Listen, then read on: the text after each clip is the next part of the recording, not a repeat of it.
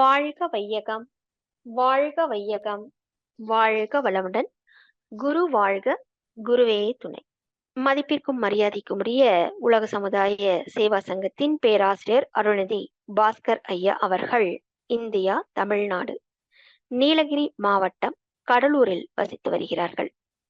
BE civil engineering, MA yoga for human excellence முடித்துள்ளார்கள். Tamil Nadu police housing corporation என்னும் அரசு அலுவலகத்தில் ஜூனியர் இன்ஜினியராக பணியாற்றி வருகிறார்கள். ஸ்கை பேராசிரியராக 21 ஆண்டுகளுக்கும் மேலாக தொண்டாற்றி வருகிறார்கள். கடலூரில் 1993ஆம் ஆண்டு பேராசிரியர் மனோகரன் ஐயா அவர்களிடம் ஆக்கினை தீட்சை பெற்றவர்கள்.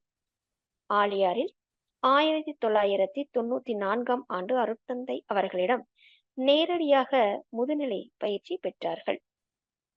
கூடலூரில் 1993-94ஆம் ஆண்டுகளில் பேராசிரியர் KM காசி செட்டியார் அவர்களிடமும், பேராசிரியர் மாரியம்மாள் அம்மா அவர்களிடமும், பேராசிரியர் KG சுவாமி ஐயா அவர்களிடமும், பேராசிரியர் K தியாகராஜன் ஐயா அவர்களிடமும் சாந்தி, தூரியம், துரியாதீத தீட்சைகள் பெற்றும் அகத்தாய்வு 1, 2, 3 நிலை பயிற்சிகளையும் கற்றுக்கொண்டார்கள். 1995ஆம் ஆண்டு குன்னூர் துணை மையத்தில் பொறுப்பாசிரியராக பொறுப்பேற்றார்கள். 1999 முதல் 2001ஆம் ஆண்டுகளில் கூடலூர் மனவளக்கலை டிரஸ்டில் பொறுப்பாசிரியராகவும் பொறுப்பேற்றார்கள். 2002 முதல் 2006ஆம் ஆண்டுகளில் கோயம்புத்தூரில் WISE டிரஸ்டில் சேவை செய்து வந்துள்ளார்கள்.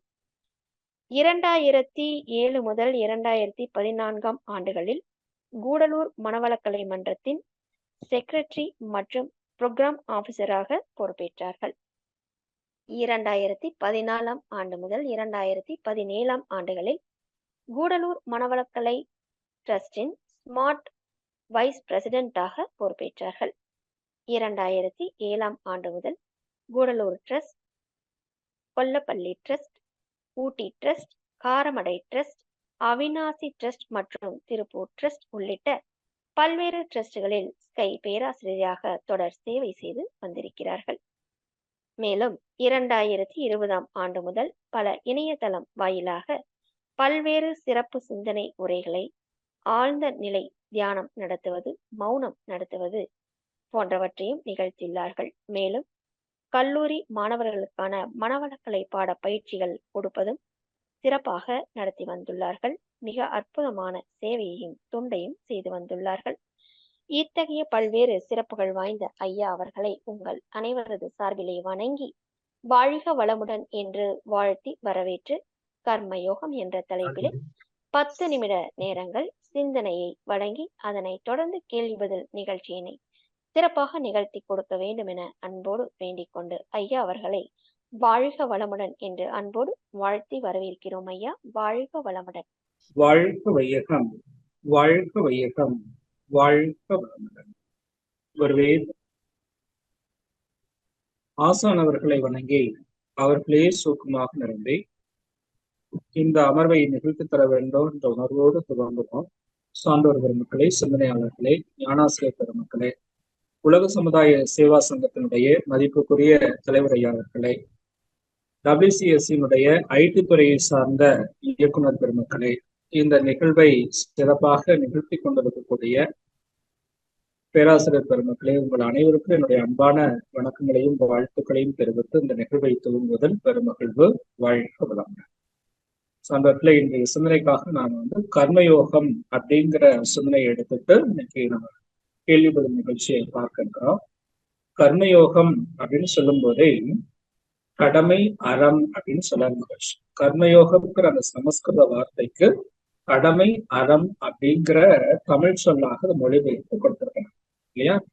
நம்மளுடைய கடமைகளை முறையாக செய்யணும் அப்படிங்கிறது தான் அதனுடைய நோக்கம். நம்ம யோக முறைகள்ல பக்தி யோகம், கர்மயோகம், ஞான யோகம், ராஜயோகம்னு பல யோகங்கள் இருந்தாலும் கூட அதுல ஒரு உயர்ந்த யோகமாக எடுத்துக்கொண்ட கர்மயோக நிலை தான் கொடுக்குறாங்க. இந்த கர்மயோகத்துல எதை கொடுக்குறாங்க, ஏன் கொடுத்தாங்க மகரிஷி அப்படின்னு சொல்லி பார்த்தா, சாமி சொல்லி கொடுத்ததே ஞான யோகம் தான். இருந்தாலும் கர்மயோகத்துக்கும் மகரிஷி மிக முக்கியத்துவம் கொடுத்ததுக்கு என்ன காரணம்னா, ஒவ்வொரு மனிதனும் சிறப்பா மகிழ்ச்சியா வாழணும்னு தான் நினைக்கிறேன். ஆனா அப்படி வாழ முடியுதா அப்படின்னு பார்த்தா முடியல. ஏன் முடியல அப்படிங்கிற போது எல்லாருக்குள்ளயும் ஒரு எதிர்பார்ப்புன்னு ஒண்ணு இருக்குது இல்லையா? இப்போ நான் எடுத்துட்டா என்னுடைய மனைவி இப்படி எல்லாம் இருக்கணும், என் குழந்தைகள் இப்படி இருக்கணும், என்னை சார்ந்தவர்கள் இப்படி இருக்கணும் அப்படின்னு நான் யார்கிட்டயாவது ஒண்ணு எதிர்பார்த்துக்கிட்டே இருக்கேன். ஏன் எதிர்பார்க்கிறேன், என்ன எதிர்பார்க்கிறேன் அப்படின்னு பாத்தீங்கன்னா, எனக்கு என்ன தேவையோ அதை அவர்களெல்லாம் செய்யணும்னு நான் நினைக்கிறேன். இப்ப எனக்கு என்ன வேணுமோ அதையெல்லாம் நான் எப்படி மற்றவங்க செய்யணும்னு எதிர்பார்க்கிறேனோ, அது போல அவர்களுக்கு என்ன வேணுமோ அதையெல்லாம் நான் சரியா செய்யறேனா அப்படின்னு எதிர்பார்த்த அந்த விஷயத்த நாம திருப்பி செய்யறோமான்னு சிந்திக்கக்கூடிய செயல் இருக்கு இல்லையா? இந்த செயலை தான் கர்மயோகம் அப்படின்னு சொல்றாங்க. இந்த சாமி அழகா ஒரு பாடலை சொல்லுவாங்க.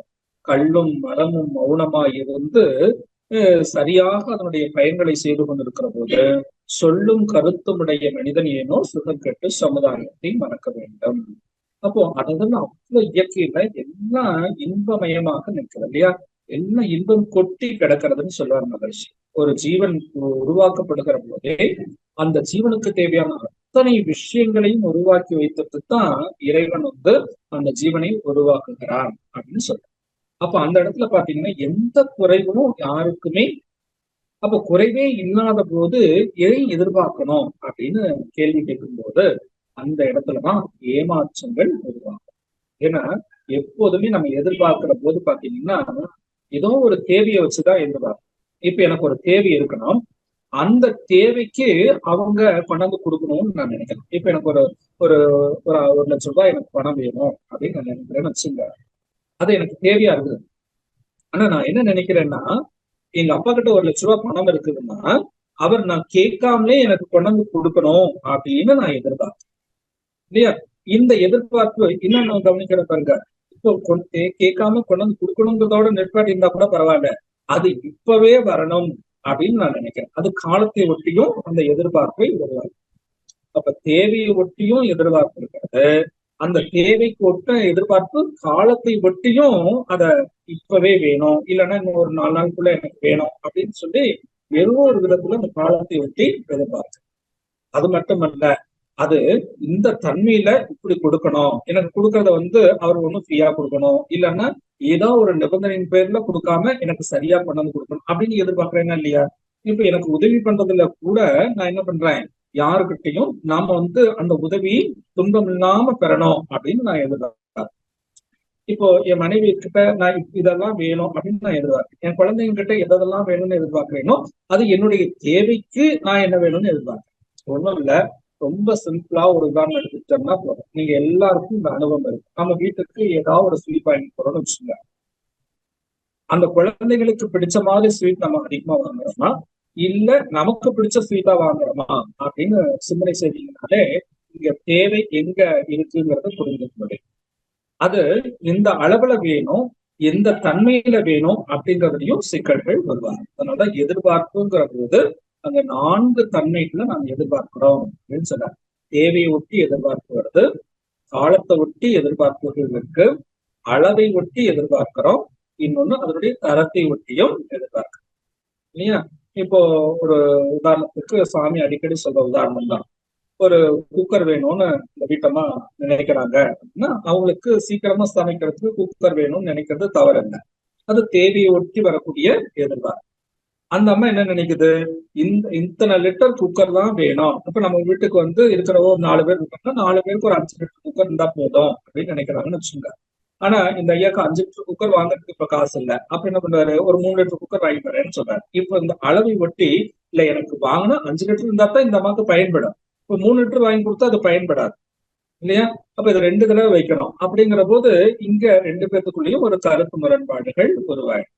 அது மாதிரி அளவுலையும் சரி, தரத்திலையும் வித்தியாசங்கள் உருவாகும். எப்படி அப்படின்னா, இப்ப இந்த கம்பெனில தான் வாங்கணும்னு சொல்றோம், இல்ல இந்த ஐயா அந்த கம்பெனில வாங்கினா ரொம்ப காசு, இதுல வாங்கிட்டோம்னா இன்னும் குறைச்சலா இருக்கும் அப்படின்னு நினைக்கும் போது அந்த இடத்துல தரத்தை ஒட்டியும் அந்த இடத்துல பிணக்குகள் உருவாகி போகுது.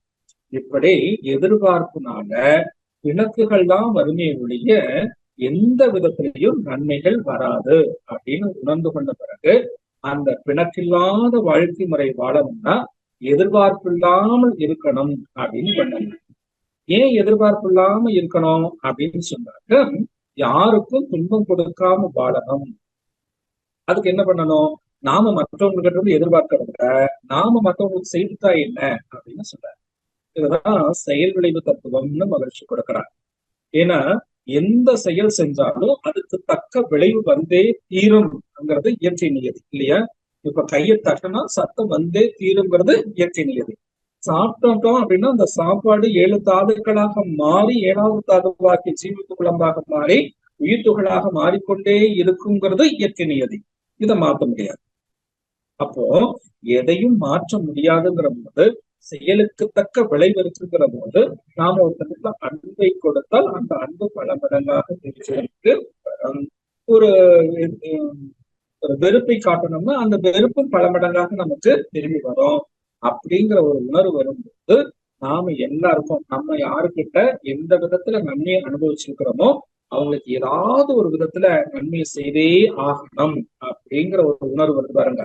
இந்த உணர்வு தான் நன்றி உணர்வு அப்படின்னு சொல்றாங்க. அப்ப செயல் விளைவு தத்துவத்தை உணர்கிற போதுதான் நன்றி உணர்வுங்கிற குணமும் மேலோக்கும். அதனால கடமையாளத்தினுடைய மிக முக்கியமான அம்சங்களாக முயற்சி குறிப்பிடுவது 2 விஷயம். ஒண்ணு நன்றி உணர்வு, இன்னொன்னு விளைவறிந்த விழிப்புணர்வை. இந்த 2 நிலைகளையும் வச்சுக்கிட்டு நாம என்ன பண்ணணும்? நாம எப்படியாவது மற்றவங்களுக்கு உதவி செய்து கொண்டே இருக்கணும். எப்படி கடமையாற்றலாம்? தான், குடும்பம், சுற்றம், ஊர், உலகம், இந்த 5 பேருக்கும் முறையா நம்முடைய கடமைகளை செய்யணும் இல்லையா? இப்போ ஒரு உதாரணத்துக்கு, என்னுடைய உடல்ல நோய் வராம பாதுகாப்பு கொள்றது எனக்கு நானே செய்து கொள்ளக்கூடிய ஒரு விதமான கடமை இல்லையா? இது என்னோட சுயநலமாகுமா அப்படின்னா அது சுயநலம் இல்லை. ஏன் அப்படின்னா, நான் துன்பப்பட்டு நோய்வாய்ப்பட்டு கொண்டு படுத்துட்டேன்னா என்ன பாதுகாக்கிறதுக்கு என்ன பாத்துக்கிறதுக்காக எங்க வீட்டுல இருக்கிற அத்தனை பேரும் ஓடி உழைக்க வேண்டியிருக்கும். அதே சமயத்துல என்னுடைய உழைப்பும் சமுதாயத்துக்கு இல்லாம போச்சு, அவங்களுடைய உழைப்பும் சமுதாயத்துக்கு இல்லாம போச்சு. அது நஷ்டம் இல்லையா?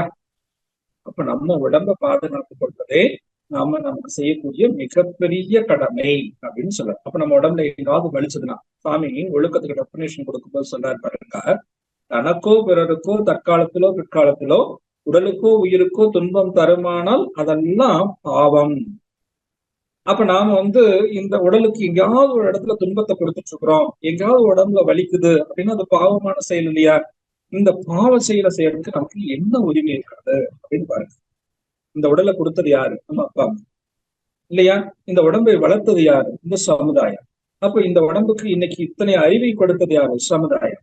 இன்னைக்கு நான் போட்டிருக்கிற ட்ரெஸ்ல இருந்து சாப்பிடுற சாப்பாடு வரைக்கும் கொடுக்கறது யாரு? சமுதாயம். அந்த அப்பா அம்மாவே இந்த உடம்பை கொடுத்திருந்தாலும் கூட அந்த அப்பா அம்மாவுக்கு உடலையும் உயிரையும் கொடுத்தது யாரு? இந்த சமுதாயம். ஆக நம்ம சமுதாயத்தினால உருவாக்கப்பட்டிருக்கிறோம்ங்கிற போது அந்த சமுதாயத்துக்கு நாம என்ன செய்து கொண்டிருக்கிறோம்? ஏன்னா சாமியினுடைய அம்மா அந்த ஊர்ல எப்போ பிரசவம் யார் வீட்டுல பிரசவம்னாலும் ஓடுவாங்க. அப்போ சாமி கேட்பாரா, ஏமா அப்படி ஓடி இழைச்சு போற அப்படின்னு கேட்கும்போது அந்த அம்மா சொல்லுவாங்க, ஏமா எடுத்துட்டு போகும்போது வெயிட் போட்டா எடுத்துட்டு போறான், அதனால இருக்கிற காலம் வரைக்கும் நம்மளுடைய கடமைகளை நாம் செய்து கொண்டே இருக்கணும் அப்படின்னு சாமிக்கு அவங்க அம்மா சொல்லி கொடுத்த அந்த விளக்கம் தான் அவங்க பிற்காலத்துல ஒரு தொண்டு அருட்கண்டனாக உருவாகிறதுக்கு வழிவகை செய்ததுன்னு சொல்லுவார். அது மாதிரி நாம் அத்தனை பேரும் இந்த சமுதாயத்துக்கு தொண்டு செய்ய வந்திருக்கிறோம், கடன்பட்டிருக்கிறோம். இப்ப இந்த மனவளக்கலையில எடுத்துக்கோங்களேன், இங்க எத்தனை விஷயங்களை நம்ம வாங்கிக்கிறோம். வாங்கிட்டு நாம இதை திருப்பி கொடுக்காம போயிட்டோம்னா என்ன ஆகும்? ஒரு பேங்க்ல லோன் வாங்குறோம், எல்லாரும் லோனை வாங்கிட்டு லோனை திருப்பி கட்டாம போயிட்டா பேங்க் திவால் ஆயிடுதா இல்லையா? அதே போல இந்த சமுதாயத்துல நம்ம எல்லா கடனையும் வாங்கிட்டு திருப்பி கொடுக்காம போயிட்டோம்னா சமுதாயத்துல வறட்சி தான் மிச்சமாகும். அதுதான் இன்னைக்கு வறுமை, ஏழ்மை, நோய் இது போன்ற துன்பங்களாக இந்த சமுதாயத்துல இருக்கு. அப்ப நாம எப்பொழுதும் இந்த சமுதாயத்துக்கு நம்மளுடைய கடமைகளை செய்வதற்கு தயாராக இருக்கணும் அப்படிங்கிற எண்ணத்தை உருவாக்கணும். அது எப்படி? நன்றி உணர்வோடு இருக்கணும். ஏன் நம்ம இந்த சமுதாயத்துக்கு கடன் பட்டிருக்கிறோம், அந்த கடனை திருப்பி தரணும் அப்படிங்கிற நன்றி உணர்வோடு செய்யணும். அப்படி செய்யும் போது கூட விளைவறிந்த விழிப்பு, யாருக்கும் துன்பம் இல்லாமல் செய்யணும். இப்போ நான் ஒரு ஒரு ஊர்ல பஸ்ல உட்கார்ந்துட்டு இருக்கும்போது ஒரு வயசானமான ஓரளவுக்கு ஒரு 50 வயசு 55 வயசு இருக்குன்னு வச்சுக்கோங்க. அவங்களால உடல் உழைப்பு செய்ய முடியும், நல்லா ஆரோக்கியமாக தான் இருக்காங்க. இன்னும் அவங்க ஏன் எனக்கு ரொம்ப பசிக்குது, என் பிள்ளைங்க எல்லாம் என்னை விட்டுட்டு போயிட்டாங்க, எனக்கு சாப்பாட்டுக்கு வழி இல்லை அப்படின்னு ஒவ்வொன்றும் அழுகுறாங்க. அப்ப நான் என்ன பண்றேன், உடனே ஒரு 100 ரூபாய் எடுத்து கொடுத்து நீங்க அந்த சாப்பாடை சாப்பிடுங்கம்மா போய் அப்படின்னு சொல்லி கொடுத்துருவேன். அவங்களும் வாங்கிட்டு போயிட்டாங்க, சந்தோஷமா தான் போனாங்க. அடுத்த ஒரு வாரம் கழிச்சு அதே பஸ் ஸ்டாண்டுக்கு நான் வரும்போது பார்த்தா அதே மாதிரி அந்த அம்மா பேசிக்கிட்டு இருக்கு. அப்போ இந்த இடத்துல நான் மறுபடியும் கொடுத்தேன்னா இப்ப நான் விழிப்பு நிலை இல்லாமல் கொடுக்கின்றதாக அர்த்தம். அந்த அம்மாவை செயலை, அவங்க பிச்சை எடுக்கிற அந்த செயலை தூண்டுவது போல ஆயிடும் இல்லையா? அப்ப எந்த இடத்துல யாருக்கு நம்ம உதவி செய்தாலும் அந்த இடத்துல விழிப்பு நிலையோடு உதவி செய்யணும் அப்படிங்கிறதையும் இங்க கர்மயோகத்துல மிக முக்கியமான செயலாக மகிழ்ச்சி கொடுக்கலாம். அப்ப நன்றி உணர்வு மட்டுமல்ல, விளைவறிந்த விழிப்பும் இருக்கணும். இப்ப நான் இங்க வகுப்பு நடத்துறேன் அப்படிங்கிற பேர்ல எப்ப பார்த்தாலும் வகுப்பே நடத்திட்டு இருந்தேன்னா என்னுடைய குடும்ப உறவுகள் அத்தனையும் எனக்கு எதிர்ப்பா மாறிடும் இல்லையா? அப்போ ஒன்றினால ஒன்று கெடவும் கூடாது. இந்த 5 ஒழுக்கங்கள் 5 கடமைகளை செய்யறது குடும்பத்துக்காக என்னுடைய உடம்பை கெடுக்கக்கூடாது, என்னுடைய உடம்புக்காக குடும்பத்தையும் கெடுக்கக்கூடாது இல்லையா? இப்ப நம்ம நிறைய பேர் என்ன செய்யறோம்னா குடும்பத்துக்குன்னு ஓடி ஓடி ஓடி உழைக்கிறோம். உழைச்சு சாப்பிடறதுக்கே நேரம் இல்லாம உழைச்சிட்டு இருக்கிறோம். அது எதுக்கு முக்கியம்? நம்ம உடலை பாதுகாக்கிறது மிக முக்கியம். அப்ப நம்ம உடலை பாதுகாக்கணும், குடும்பத்தை பாதுகாக்கணும், என்ன அந்த உறவுகளை எல்லாம் பாதுகாக்கணும், சமுதாயத்துக்கு நம்ம செய்ய வேண்டிய கடமைகளை எல்லாம் சரியா செய்யணும். இப்படிங்கிறதுதான் கர்மயோக வாழ்க்கை அப்படிங்கிற முறையில நமக்கு கொடுத்திருக்காங்க, அறிவித்தாங்க. அப்ப நம்ம என்ன செய்யணும்? நம்ம உடலால உயிரால எந்த விதத்துல இந்த சமுதாயத்துக்கு நம்ம கடமை செய்ய முடியுமோ அந்த கடமைகளை செய்யணும். எப்படி செய்யணும்? பிரதிபலன் இல்லாம செய்யணும், எந்தவித எதிர்பார்ப்பும் இல்லாம இந்த கடமைகளை செய்யணும். இதுக்கு பேர் தான் நிஷ்காமிய கர்மம் அப்படின்னு சொல்றாங்க. எதிர்பார்த்து செஞ்சா அதுக்கு பேர் காமிய கர்மம். இப்ப நான் ஒரு அரசு துறையில வேலை பார்க்கிறேன்னா அந்த இடத்துல நான் சர்வீஸ் பண்றேன். எதுக்கு சர்வீஸ் பண்றேன்? எனக்கு சம்பளம் வரணும், அதுக்காக நான் சர்வீஸ் பண்றேன். அப்போ சம்பளம் வரணுங்கிறதுக்காக, சம்பளத்துக்காக நான் வேலை பார்க்கிறேன், சர்வீஸ்.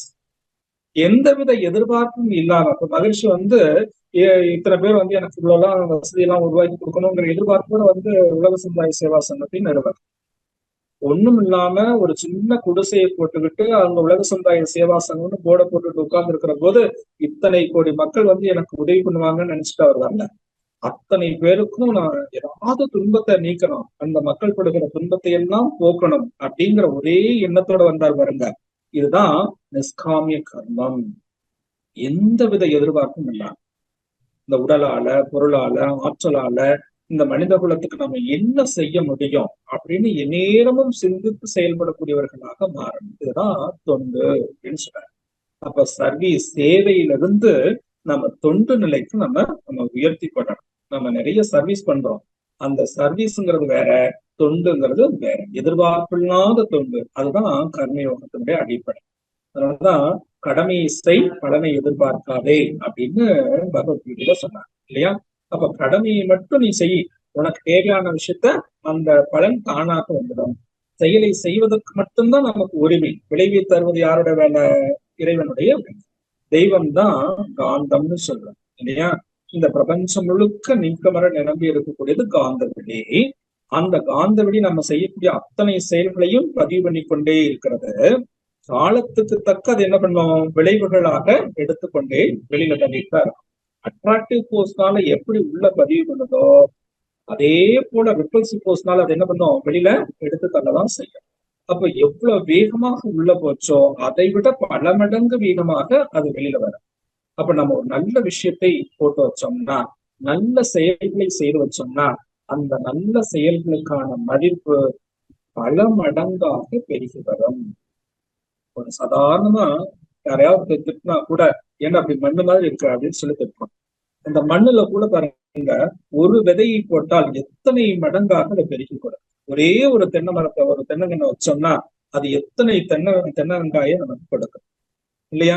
நீ ஒண்ணுதானே கொடுத்த, நான் ஒண்ணு தருவேன்னு சொல்லல. அது மாதிரி இந்த சமுதாயத்துக்கு நாம் எதை கொடுத்தாலும் அது பல மடங்காக திரும்பி வரும்ங்கிற நுட்பத்தோட அந்த விழிப்போடு நம்மளுடைய செயல்களை ஆற்றுவதற்குதான் கர்மயோக நெறி அப்படின்னு சொல்றாரு. இதுதான் கடமை அறம் அப்படின்னு சொல்ற. அறம் சார்ந்த செயல்கள். இப்ப நம்மளை ஒழுங்குபடுத்துறதை விட நம்முடைய செயல்களை ஒழுங்குபடுத்தி அதன் மூலமாக நம்முடைய தன்மைகளை மேன்மைப்படுத்திக் கொள்வதற்கு தான் கர்மயோக நெறி. இப்ப நம்மையே சரிப்படுத்துவது எது? அதான் ஞான யோகம் இல்லையா? ஞான யோகத்துல என்ன பண்றோம்? நம்மளுடைய உயிரின் மேலேயே மனதை வச்சு உயிருக்கு ஊக்கமூட்டி இந்த உயிரை இந்த பிரபஞ்ச உயிரோடு சேர்த்தி கொள்ளுகிறோம். இந்த பிரபஞ்சமே நம்முடைய உடலாக இருக்கிறது. இந்த உயிருக்கான உடல், இந்த பிரபஞ்சமே இந்த உயிரினுடைய வடிவம் அப்படின்னு தெரிந்து கொள்ளுகிற போது அதான் விரிந்த ஆன்மா பிரபஞ்சம், சுருங்கிய ஆன்மா இந்த உடம்பு அப்படின்னு தெரிந்து கொள்வதுதான் உயிர் உணர்வு தன்மை இல்லையா? இதுதான் ஞான யோகத்துல கொடுக்கறாங்க. சரி, இது ஒரு விதம்னாக்க இந்த இந்த பதிவுகள்ல இருந்து வரக்கூடியதான செயல்கள், அந்த செயல்களை ஒழுங்குபடுத்தி கொண்டு நல்ல பதிவுகளை உள்ளுக்குள்ள போடும்போது அது நல்ல செயல்களாக பிரதிபலித்துக் கொண்டே இருக்கும். இன்னைக்கு நம்ம எவ்வளவு நல்ல மன வலிமையோடு இருந்தாலும் கூட நம்ம நினைக்கிறதெல்லாம் நடக்குதா அப்படின்னு பாத்தீங்கன்னா இல்ல. ஏன்? நல்ல விஷயங்களை நம்ம உள்ளுக்குள்ள போடுறதில்லை. நம்ம எவ்வளவு மன வலிமையோடு இருக்கிறோமோ அந்த மன வலிமையோட சேர்த்து எதையும் சேர்த்து வச்சுக்கிறோம்னா தீய எண்ணங்களையும் சேர்த்து வச்சுக்கிறோம். அந்த எண்ணங்கள் தான் இன்னைக்கு வலுப்பெற்று வெளியில வரும். நம்ம சொல்லுவோம்ல சாதாரணமா, இவ்வளவு நல்ல இடத்துல இவ்வளவு மோசமானவர்கள்லாம் இருக்காங்களே, இன்னைக்கு எத்தனை ஒரு கோயில்ல போய் தீய செயல்கள் நிகழுது, கோயில்ல அராஜகமான விஷயங்கள் நிகழுது அப்படிங்கிறதெல்லாம் நம்ம பார்க்கிறோம். ஏன்? அந்த இடத்துல துணிந்து செய்யக்கூடியவர்களாக மாறி இருக்கிறார்கள். நல்ல தொண்டு நிறுவனங்கள் எல்லாம் இன்னைக்கு முறையற்ற நிலைகள்ல நிகழ்வதாகவும் அந்த இடத்துல தேவையில்லாத பிரச்சனைகள் உருவாகுவதாகவும் நம்ம இன்னைக்கு பார்க்கணும். அப்ப தொண்டு நிறுவனங்கள்லயே இவ்வளவு மோசமாக நிகழுது அப்படின்னா என்ன காரணம்? அவங்களுடைய செயல்பாடுகள்ல முறைகள் போச்சு. அந்த செயல்களை ஒழுங்குபடுத்தினால் மட்டும்தான் தன்னை உணர முடியும் என்கிறத உணர்ந்து கொண்டார்கள் இல்லையா நாட்டு பெரியவர்கள். அப்படி உணர்ந்தவர்கள் தான் சின்ன குழந்தையிலிருந்தே அந்த செயல்களை ஒழுங்குபடுத்தி மாத்தணும். இந்த 5 விளையாதது 50 விளையாதுன்னு சொல்லுவாங்கல்ல, அது மாதிரி இந்த சின்ன பருவத்துல இருந்தே, குழந்தை பருவத்துல இருந்தே அந்த மாற்றத்தை கொண்டு வரணும் அப்படின்னு எதிர்பார்க்கும் போது இந்த அறிவு வளர்ச்சி பெறாத அந்த குழந்தைகளுக்கு பக்தியை ஊட்டி நம்பிக்கையின் பேர்ல இந்த செயல்களை ஒழுங்குபடுத்த சொன்னாங்க. நல்லதை செய்ப்பா,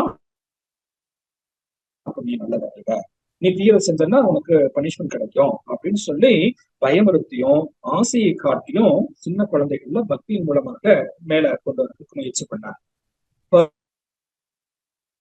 பருவம் அடைந்த பிறகு இந்த செயலுக்கு தக்க விளைவு வரும் அப்படிங்கிற அந்த ஒழுக்க கல்வியை நம்ம கொண்டு வந்தா மட்டும்தான் கர்மயோக நெறி வாழ்க்கை முறைக்கு வரும். அப்ப நம்ம வாழ்க்கை முறையை 4 பிரிவுகளாக பிரிக்கலாம். பிரம்மச்சரியம், கிரகஸ்தம், வானப்பிரஸ்தம், சன்னியாசம்னு பிரிக்கிறார். அந்த பிரம்மச்சரிய காலத்துல பக்தினாக்க, கிரகஸ்த நிலையில கர்மயோகம், வானப்பிரஸ்த நிலையில ஞான யோகம், அடுத்தது ராஜயோகம்னு சொல்லும் போது தொண்டு நிலைக்கு நம்ம போயிடுவோம். ஆனா நம்ம மகிழ்ச்சி என்ன பண்றாங்கன்னா இந்த 4 வாழ்க்கை முறைகளையும் 4 யோக முறைகளையும் எல்லா காலத்தையும், ஒரு காலத்துல என்ன பண்ணாங்கன்னா 20 வயசு வரைக்கும் பிரம்மச்சரியம், 40 வயசு வரைக்கும் கிரகஸ்தம், 60 வயசு வரைக்கும் வானப்பிரஸ்தம், 60க்கு மேல சன்னியாசம்னு போனாங்க. இன்னைக்கு அப்படியெல்லாம் பிரிச்சுட்டு இருக்க முடியாது. இருக்கிற காலத்திலேயே எல்லா காலகட்டத்திலையும் 4 வாழ்க்கை முறைகளையும் கொண்டு வரணும் அப்படின்னு கொண்டு வந்ததுதான் இந்த மனவளக்கலை அப்படிங்கிற ஒரு கலையை உருவாக்கி இந்த மனவளக்கலைக்குள்ள இந்த 4 யோகங்களையும் கொண்டு வந்து வைத்திருக்கிறார்கள். அத்தகைய வாழ்க்கை முறையை நாம் பின்பற்றி கொண்டு வாழுகிற போது இந்த சமுதாயத்துக்கு நாம் என்ன செய்ய முடியுமோ அதை செய்து கொண்டே இருப்போம். சமுதாயம் வளமுடையதாக மாறும். சமுதாயம் வளமுடையதாக மாறினால் மட்டும்தான் நாம் வளமுடையவர்களாக இருக்க முடியும் என்பதுதான் மனவளக்கலையில கர்மயோகங்கிற வாழ்க்கை முறையில நம்ம சொல்றாங்க. அதை விளக்குறதுதான் சுவாமி ஒரு 5 பேரை நம்ம மதிக்கணும். முதல்ல அவங்க மதிக்கணும். யாராரு? தாய், தந்தை, குரு, ஆட்சித்தலைவர், தெய்வம் இல்லையா? இந்த 5 வழிபாடுன்னு சொல்றாரு. தாய், தந்தை, குரு, ஆட்சித்தலைவர், அதுக்கப்புறம் தெய்வம். இந்த 5 பேரையும் மதித்து நடக்க பழகி கொள்ளுதல். இது மட்டுமல்ல, நீங்க எவ்வளவுதான் உடற்பயிற்சி பண்ணாலும், எவ்வளவுதான் தவம் பண்ணினாலும், எவ்வளவுதான் நல்ல காய்கறி பயிற்சி எல்லாம் பண்ணினாலும் நமக்கு சில இடங்கள்ல தடைகளும் தேக்கங்களும் உடம்புல வரதான் செய்யும். அப்படி வராம இருக்கணும்னா 5 அளவு முறை என்பது மிக முக்கியம். என்ன 5 அளவு முறை? ஒழுக்கம், இந்த உணவு, உழைப்பு, உறக்கம், உணர்வு, இந்த 5 அளவு முறைகள். சரி, இதெல்லாம் இருக்கு, நான் நல்லா இருக்கேன், நான் மட்டும் நல்லா இருந்தா இருந்துட முடியுமா அப்படின்னு பார்த்தா இப்ப எங்க வீட்டுல இருக்கிறவங்க எல்லாம் என் வைப்புக்கு உடம்பு முடியாம போச்சு அப்படின்னா என்னுடைய உடற்பயிற்சி கெட்டுச்சு, என்னுடைய 5 நல முறை கெட்டுச்சு, எல்லாம் கெட்டுச்சு. அப்ப நான் அவங்களோட இருக்க வேண்டிய சூழலுக்கு வந்துடும். இல்லைன்னா எங்க அப்பா அம்மாவுக்கு உடம்பு முடியலன்னா அவங்களோட இருக்க வேண்டிய சூழலுக்கு வந்துடும். அவங்கள பாதுகாக்க வேண்டிய பெரிய பொறுப்புக்கு நம்ம வந்துடும் இல்லையா? அப்ப நம்ம சார்ந்தவர்களும் சந்தோஷமா இருந்தாதான், அவங்க உடல் நலத்தோடு மன வளத்தோடு இருந்தாதான் நாம நல்லா இருக்க முடியும். அப்படிங்கறதுனால இந்த 5 பேருக்கு நம்மளுடைய கடமைகளை செய்யணும். என்ன? தான், குடும்பம், சுற்றம், ஊர், உலகம் முறையே பார், ஒன்றினால் ஒன்று கெடாமல்.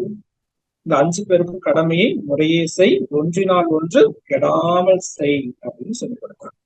சரி, இதெல்லாம் செய்யும் போது என்ன சார் நடக்கும் அப்படின்னா, உங்களுடைய எண்ணம், சொல், செயல்ல உறுதி, ஒழுங்கு இதெல்லாம் வேண்டும். ஏன்னா நம்மளுடைய மனதுடைய செயல்பாடுகளே இந்த 3 தன்மைகளை தான் இருக்கு.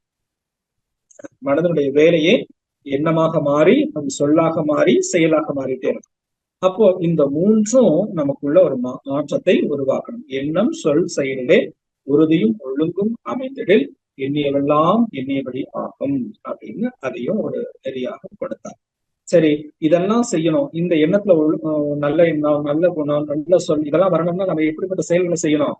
ஒழுக்கம் சார்ந்த செயல்களா சாரணும். ஒழுக்கம்னா என்ன? யாருக்கும் துன்பம் கொடுக்காத செயல் இல்லையா?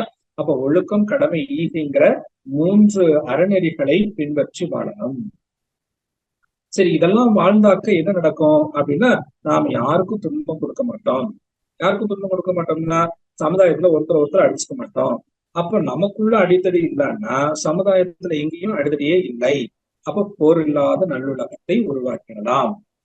சரி, இதை விட இந்த கருவையே மாற்றி அமைக்கணும்ல, நல்ல கருவை உருவாக்கி கொடுக்கணும்ல அந்த சமுதாயத்துக்கு. இது யார் செய்யறா அப்படின்னு பார்த்தா, இறைவனே தன்னுடைய ஸ்தானத்தை பெண்ணிடத்துல ஒப்படைச்சிருக்கிறான்ல. அப்ப அந்த பெண் மக்கள் எல்லாம், தன்னுடைய பெண் மக்கள் மட்டும் இல்ல, பெண் மக்களும் சரி, ஆண் மக்களும் சரி, இந்த பெண்ணினத்தினுடைய பெருமதிப்பை உணர்ந்தவர்களாக இருக்கணும்.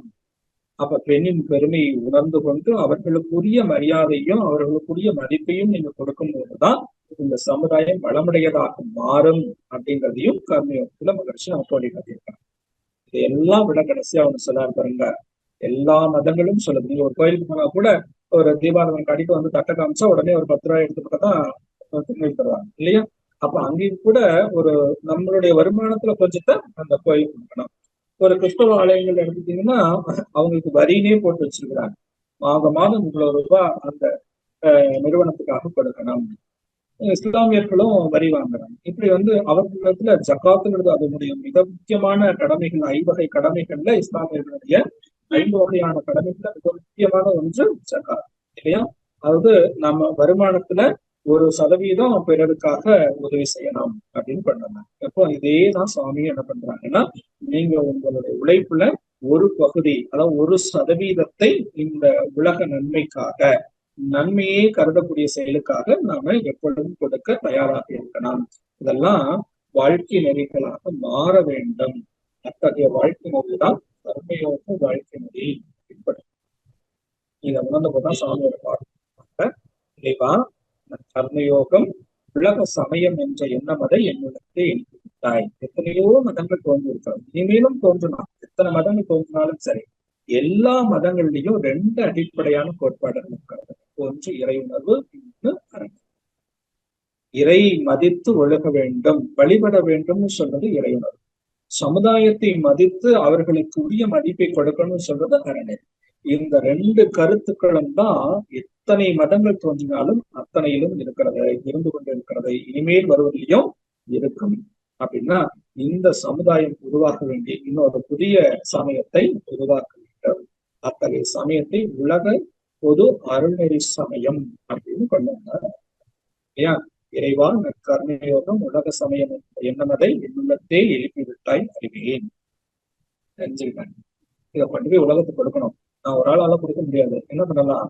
உலகில் அதாவது சிந்தனையாட்சி பெற்ற எத்தனை பேரில் ஒருங்கிணைத்து அவங்களுடைய உறுதுணையோடு இந்த உலகத்துக்கு கொண்டு போய் சேர்ப்பதை பற்றி எனக்கு உறுதுணையாகிறது அப்படின்னு சொல்லி அவங்களுடைய அந்த வேண்டுதலை, அதாவது அந்த மதிப்பை இந்த பிரபஞ்சத்தினத்துல ஒப்படைக்கிறார். அத்தகைய ஒரு உயர்ந்த குணத்தை உருவாக்கி ஒப்படைத்த அந்த சமயம்தான், அந்த ஒரு பொறுப்பு தான் உலகம் பொது அருள்நெறி சமயம் என்பதை தான் உலக சமுதாய சேவா சங்கம் அப்படிங்கிற பேர்ல இன்னைக்கு நாம் எல்லாம் உலகம் முழுவதும் சங்கங்களை அமைத்துக் கொண்டு இந்த சேவையை அமைப்பு செய்து கொண்டிருக்கிறோம்.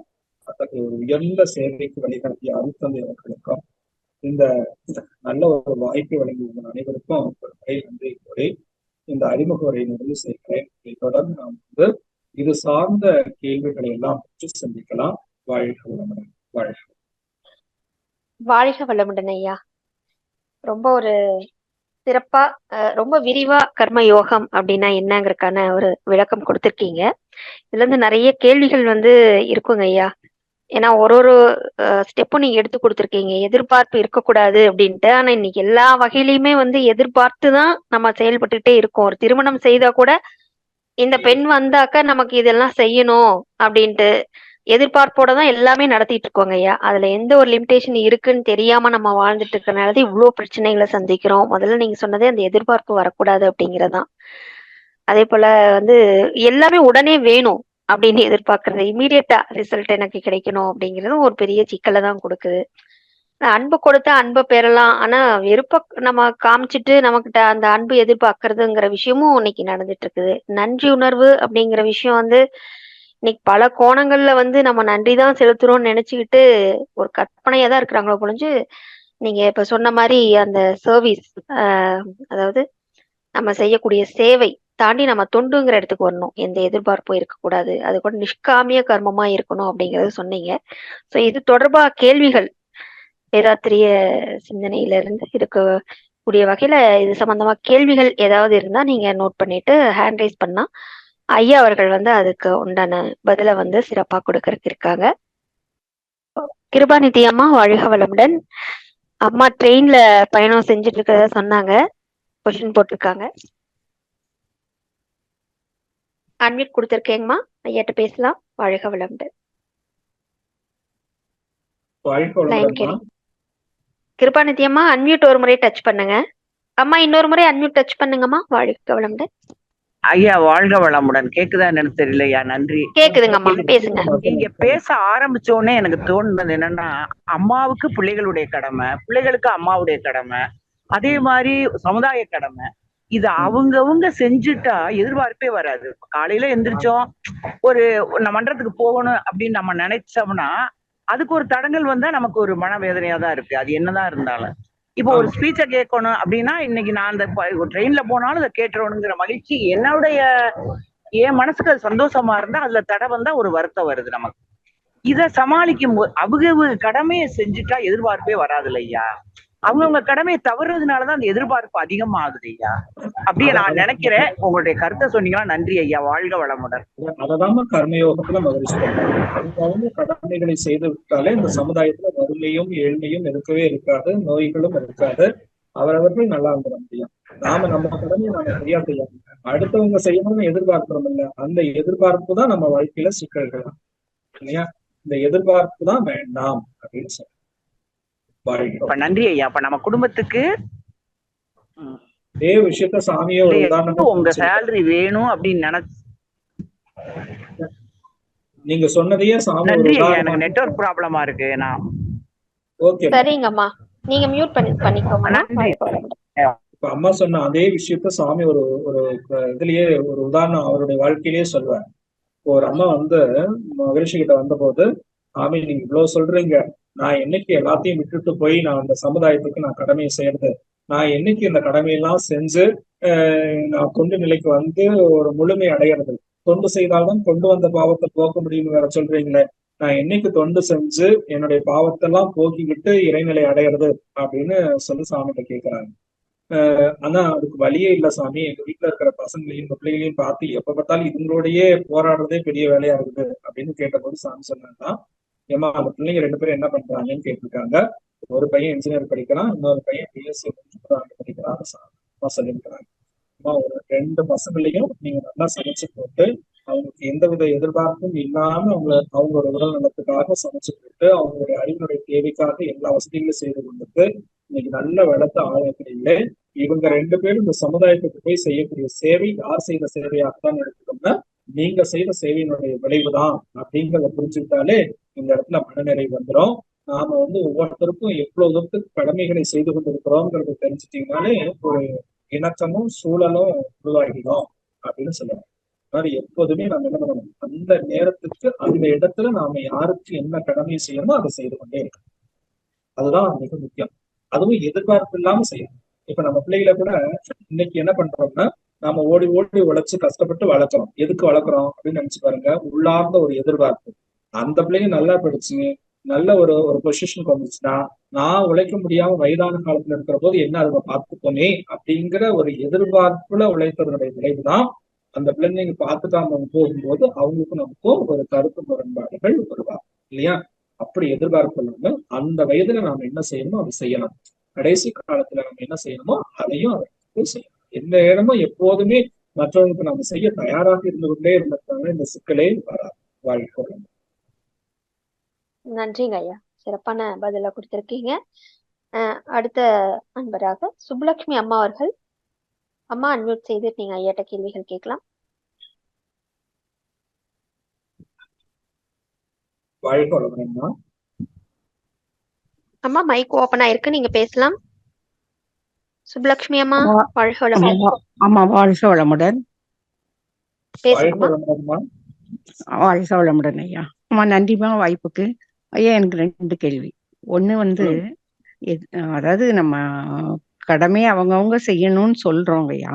ஆனா சில வேளை செய்யாம இருந்தா கடமையை செய்ய வேண்டியவங்க எல்லாரும் செய்யணும்ல, நம்மளும் செய்யணும், எல்லாரும் குடும்பத்துல செய்யணும். அப்போ சில வேளை செய்யலைன்னா நாம சொல்ல வேண்டியது வருது இல்ல, எப்படி புண்படாம சொல்றது? எப்படி புண்படாம சொல்றதுன்னா, சொல்றதை விட நாமளே செய்து காட்டணும். நாம ஒரு ரோல் மாடலா இருக்கணும். நாம அந்த எந்த விஷயத்த நாம முதல்ல சொல்றோமோ அதை நாம செய்யக்கூடியவர்களாக இருக்கணும். இதுதான். அதாவது அவங்க செய்ய வேண்டியதை நம்ம செய்யக்கூடாது. ஓகே, புரியுது புரியுது. அதுதான் சொல்றதுனாலே எண்ணமாக வந்தாதானே நம்ம சொல்லாம மாறும். எண்ணம் எதிர்பார்ப்பு வரும், எதிர்பார்ப்பு ஒட்டி தான் வருது. அவங்க செய்யணுங்கிற எதிர்பார்ப்பு ஒட்டி தான் அந்த எண்ணமே வரும். அதை விட நாமளே செய்து காட்டக்கூடியவர்களாக இருக்கட்டும் பெட்டரா இல்ல. இல்ல நம்ம வந்து அவங்க செய்யணும்னு எதிர்பார்ப்புல இல்ல, அவங்க டியூட்டிய அவங்க கடமைகளை கொஞ்சம் தள்ளி போட்டாங்கன்னா அதனால வர்ற ஒரு விளைவு இவ்வளவு வருமேன்னு நம்ம சொல்ல போறோம். சொல்லும் போது சில வேளை வலிக்கும், இருந்தாலும் வலிக்குங்கிறதுக்காக சொல்லாம இருக்க முடியாது. நோயின்னு வந்தா டாக்டர் மருந்து கசப்பாதான் கொடுக்காரு, குடிச்சுதானே ஆகும்.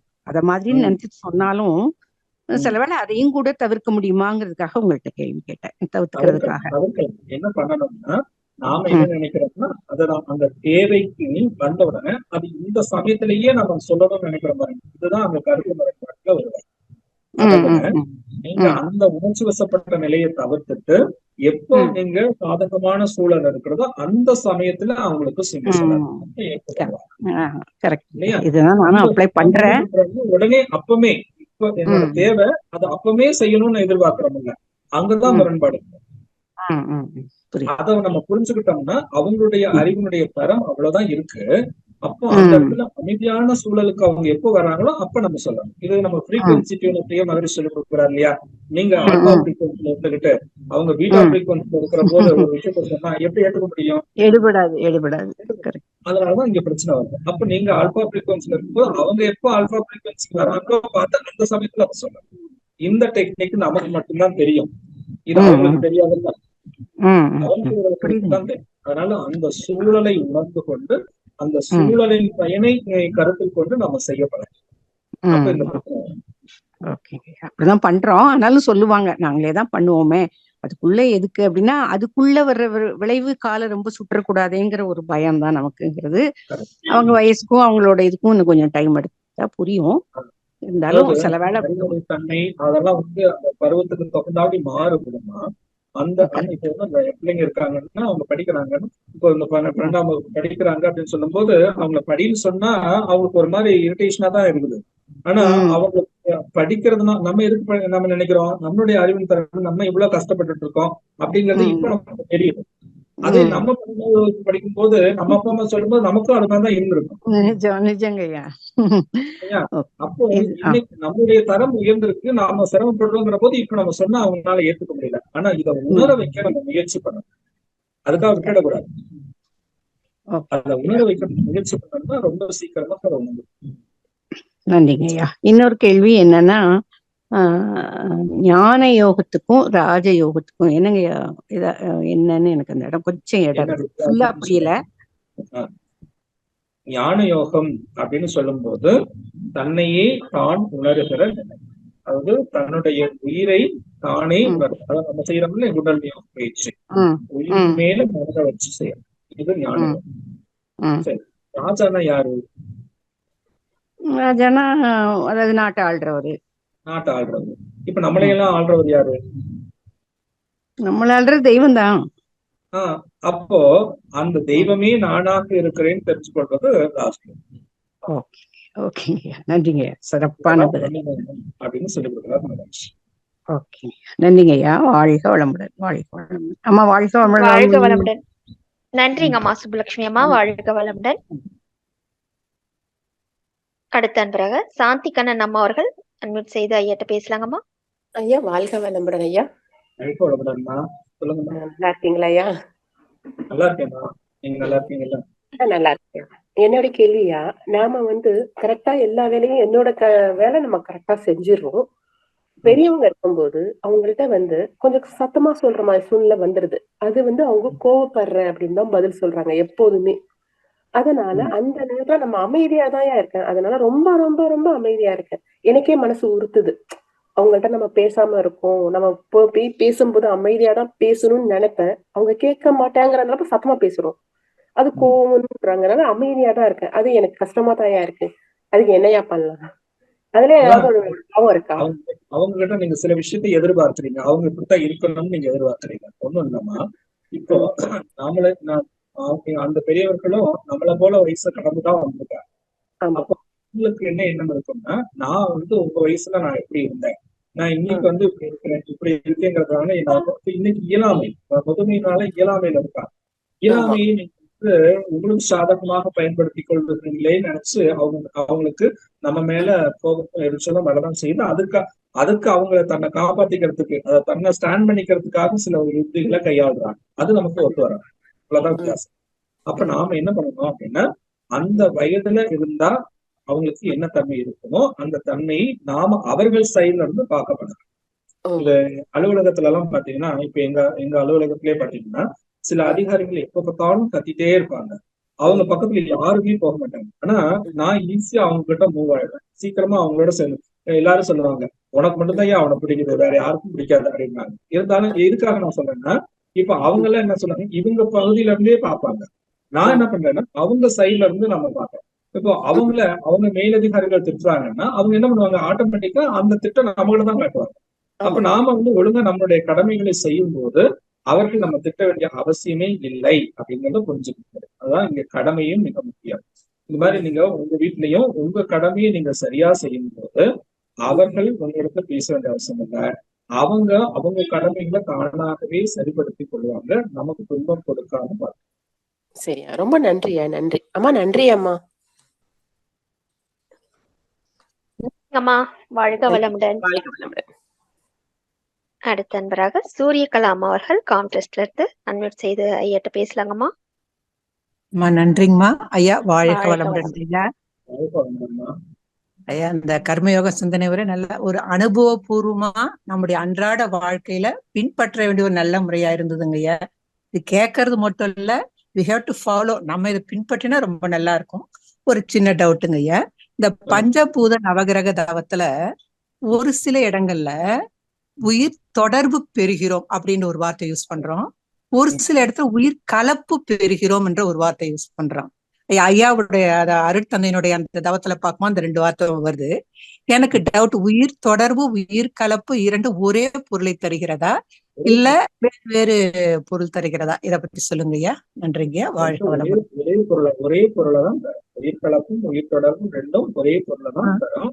ஏன்னா அதுவும் மின்துகள் தான், இதுவும் மின்துகள் தான் இல்லையா? அந்த வில் இங்க இருக்கிற போது அது சித்தாகாசம், அதுவே பஞ்சபூதங்களுக்குள்ள இருக்கிற போது பூதாகாசம் இல்லையா? இப்ப இந்த சித்தாகாசம் தான் அங்க பூதாகாசமா இருக்கும்போது நீங்க உயிர் கலப்பு எடுத்தீங்கன்னா இது வேறு அது வேறு இல்லை அப்படிங்கிற அந்த தன்மையை நம்ம அதுவே இருக்கிற போது மகாகாசமாக இருக்கிறது. பிரபஞ்சத்துல அத்தனை கோள்களாகவும் நட்சத்திரங்களாகவும் இருக்குங்கிறத அந்த இடத்துல நீங்க அதுவாகவே மாறணும். அது மாறிட்டா இந்த உடம்பே இந்த உடம்பு இருக்கா, இந்த பூல உடம்பு இல்ல, பூல உடம்பை விட்டுட்டு சூக்கும உடம்பு காரண உடலுக்கு போயிடலாம் இல்லையா? இந்த உடல் அளவுக்கு நம்ம தெரியணுங்கிறது தான் அந்த பயிற்சி நம்ம கொடுக்குறாங்க. அந்த உயிர் கலப்பு தான், ரெண்டும் உயிர் தொடர்பு உயிர் கலப்பு ரெண்டும் ஒரே அர்த்தம் தான். சரி, நன்றிங்கய்யா. வாழ்க வளமுடன் ஐயா. நன்றிங்கம்மா. வாழ்க வளமுடன். வாழ்க வளமுடன் ஐயா. அடுத்த மீன்பராக லக்ஷ்மணன் காந்திமதி அம்மா அவர்கள். ஐயா அன்மியூட் செய்து பேசுறாங்க ஐயா. வாழ்க வளமுடன். நன்றிங்கம்மா ஐயா. வாழ்க வளமுடன் ஐயா. சொல்லுங்க ஐயா. இப்பதான் நிகழ்ச்சியில கலந்துக்கிட்டேன். இதுக்கு முன்னாடி என்ன நடந்ததுன்னு தெரியல, நான் அப்புறம் ஸ்கைப் டிவில பாக்குறேன். ஐயா, எனக்கு ஒரு 3 கேள்வி.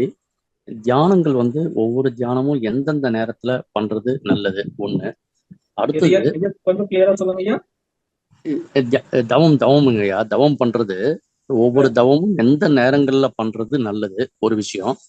அதுக்கப்புறம் எப்போதும் இறைத்தன்மையோட நம்ம மனநிலையை வச்சுக்கிறதுக்கு என்னங்கய்யா பண்ணணும்? 2வது. 3வது குடும்பத்துல நம்ம எல்லா விஷயங்களும் எடுத்துக்கட்டி செய்யறோம், போறோம், வரோம். நம்மளுக்கு ஒரு மேரேஜ்ன்னு ஆயிடுச்சுன்னா நம்ம குடும்பத்தை ஒரையும் பார்க்கணும், இதையும் பார்க்கணும். பழைய எதிர்பார்ப்பு அளவுக்கு செய்யலைங்கிறப்ப ஒரு என்ன சொல்றது, கேப்பு கிடைக்குது. கேப்பு கிடைக்கிறப்ப அவங்க பழைய மாதிரியே இல்லையே அப்படிங்கிற ஒரு இது வைக்கிறப்ப பல இன்னல்களை கொடுக்குறாங்க. அப்ப நம்ம வேணான்னு நம்ம தவிர்க்கல, ஒரு சில சூழ்நிலைகளால் அப்படி மாறுது. அதை எப்படிங்க ஐயா சரி பண்றது? வாழ்க வளமுடன். முதல் கேள்வி, எந்தெந்த தவத்தை எப்பப்ப செய்யலாம்னு கேட்டுக்கோங்க.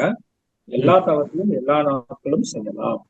சாந்தி யோகம் நம்ம வெள்ளிக்கிழமைன்னு வச்சுக்கிறோம், அதுவும் கூட நீங்க எல்லா நாளும் செய்யலாம். எல்லா தவத்தையும் எல்லா நாளும் செய்யலாம்.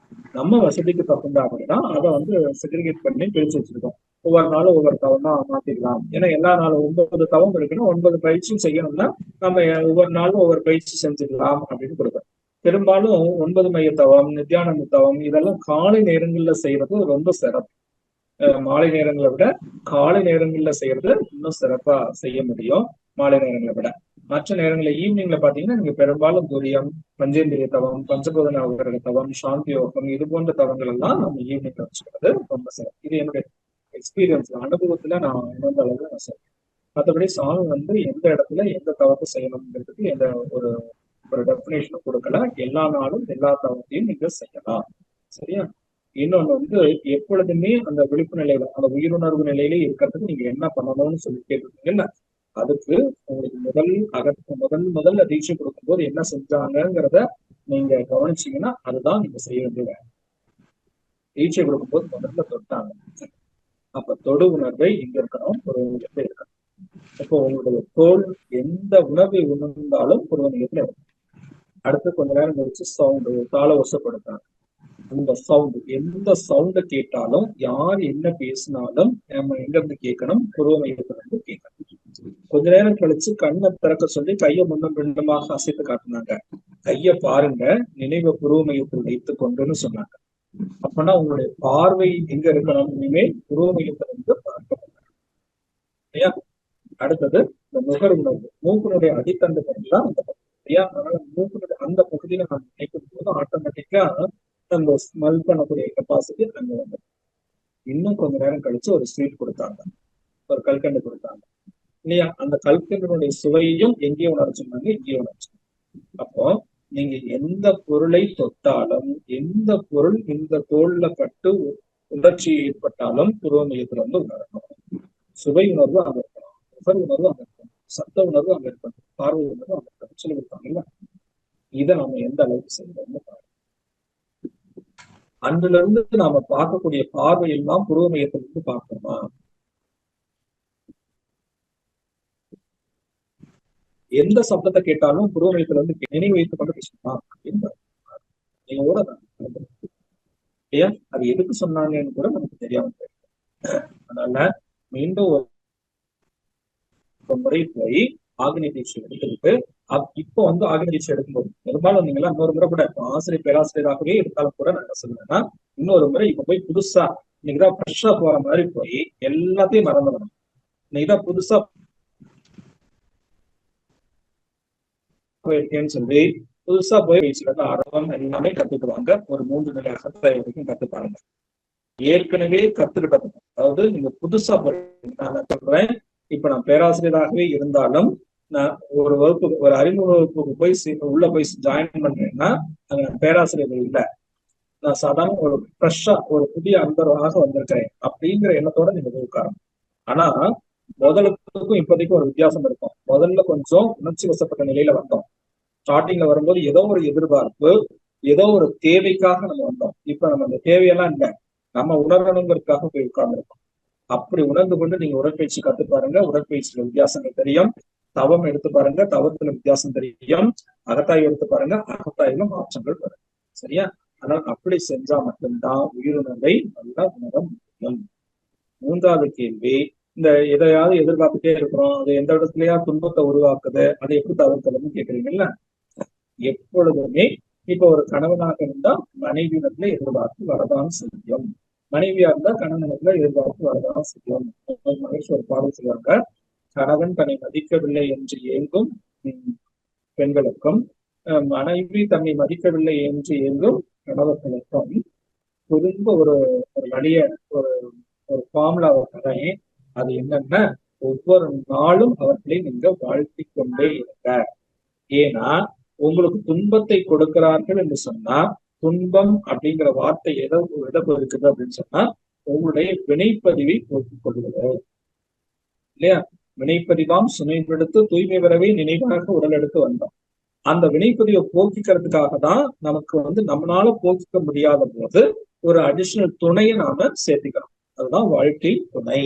அப்ப வாழ்க்கை துணைங்கிறது நம்மளுடைய வினைப்பதிவை போக்குறதுக்காக இறைவனே வாழ்க்கை துணையாக வந்துடும் இல்லையா? அப்ப அவர்கள் துன்பத்தை கொடுக்குறாங்கன்னா அந்த துன்பத்தை நாம அனுபவிக்கணும். இன்னும் சொல்ல போனா அனுபவிக்கணும் அப்படின்னு வச்சுக்கோங்க. இப்போ ஒரு துணியில அழுக்கு படிஞ்சிருக்கு, சாதாரண அழுக்கா இருந்தா லேசா தேய்ச்சா போயிடும். இன்னும் கொஞ்சம் ஸ்ட்ராங்கா இருந்துச்சுன்னா அதுக்கு நல்லா ஆர்வத்தை தேய்க்கணும். இன்னும் கொஞ்சம் அழுக்கு ஜாஸ்தியா இருந்துச்சுன்னா அடிச்சு துவைக்கணும் இல்லையா?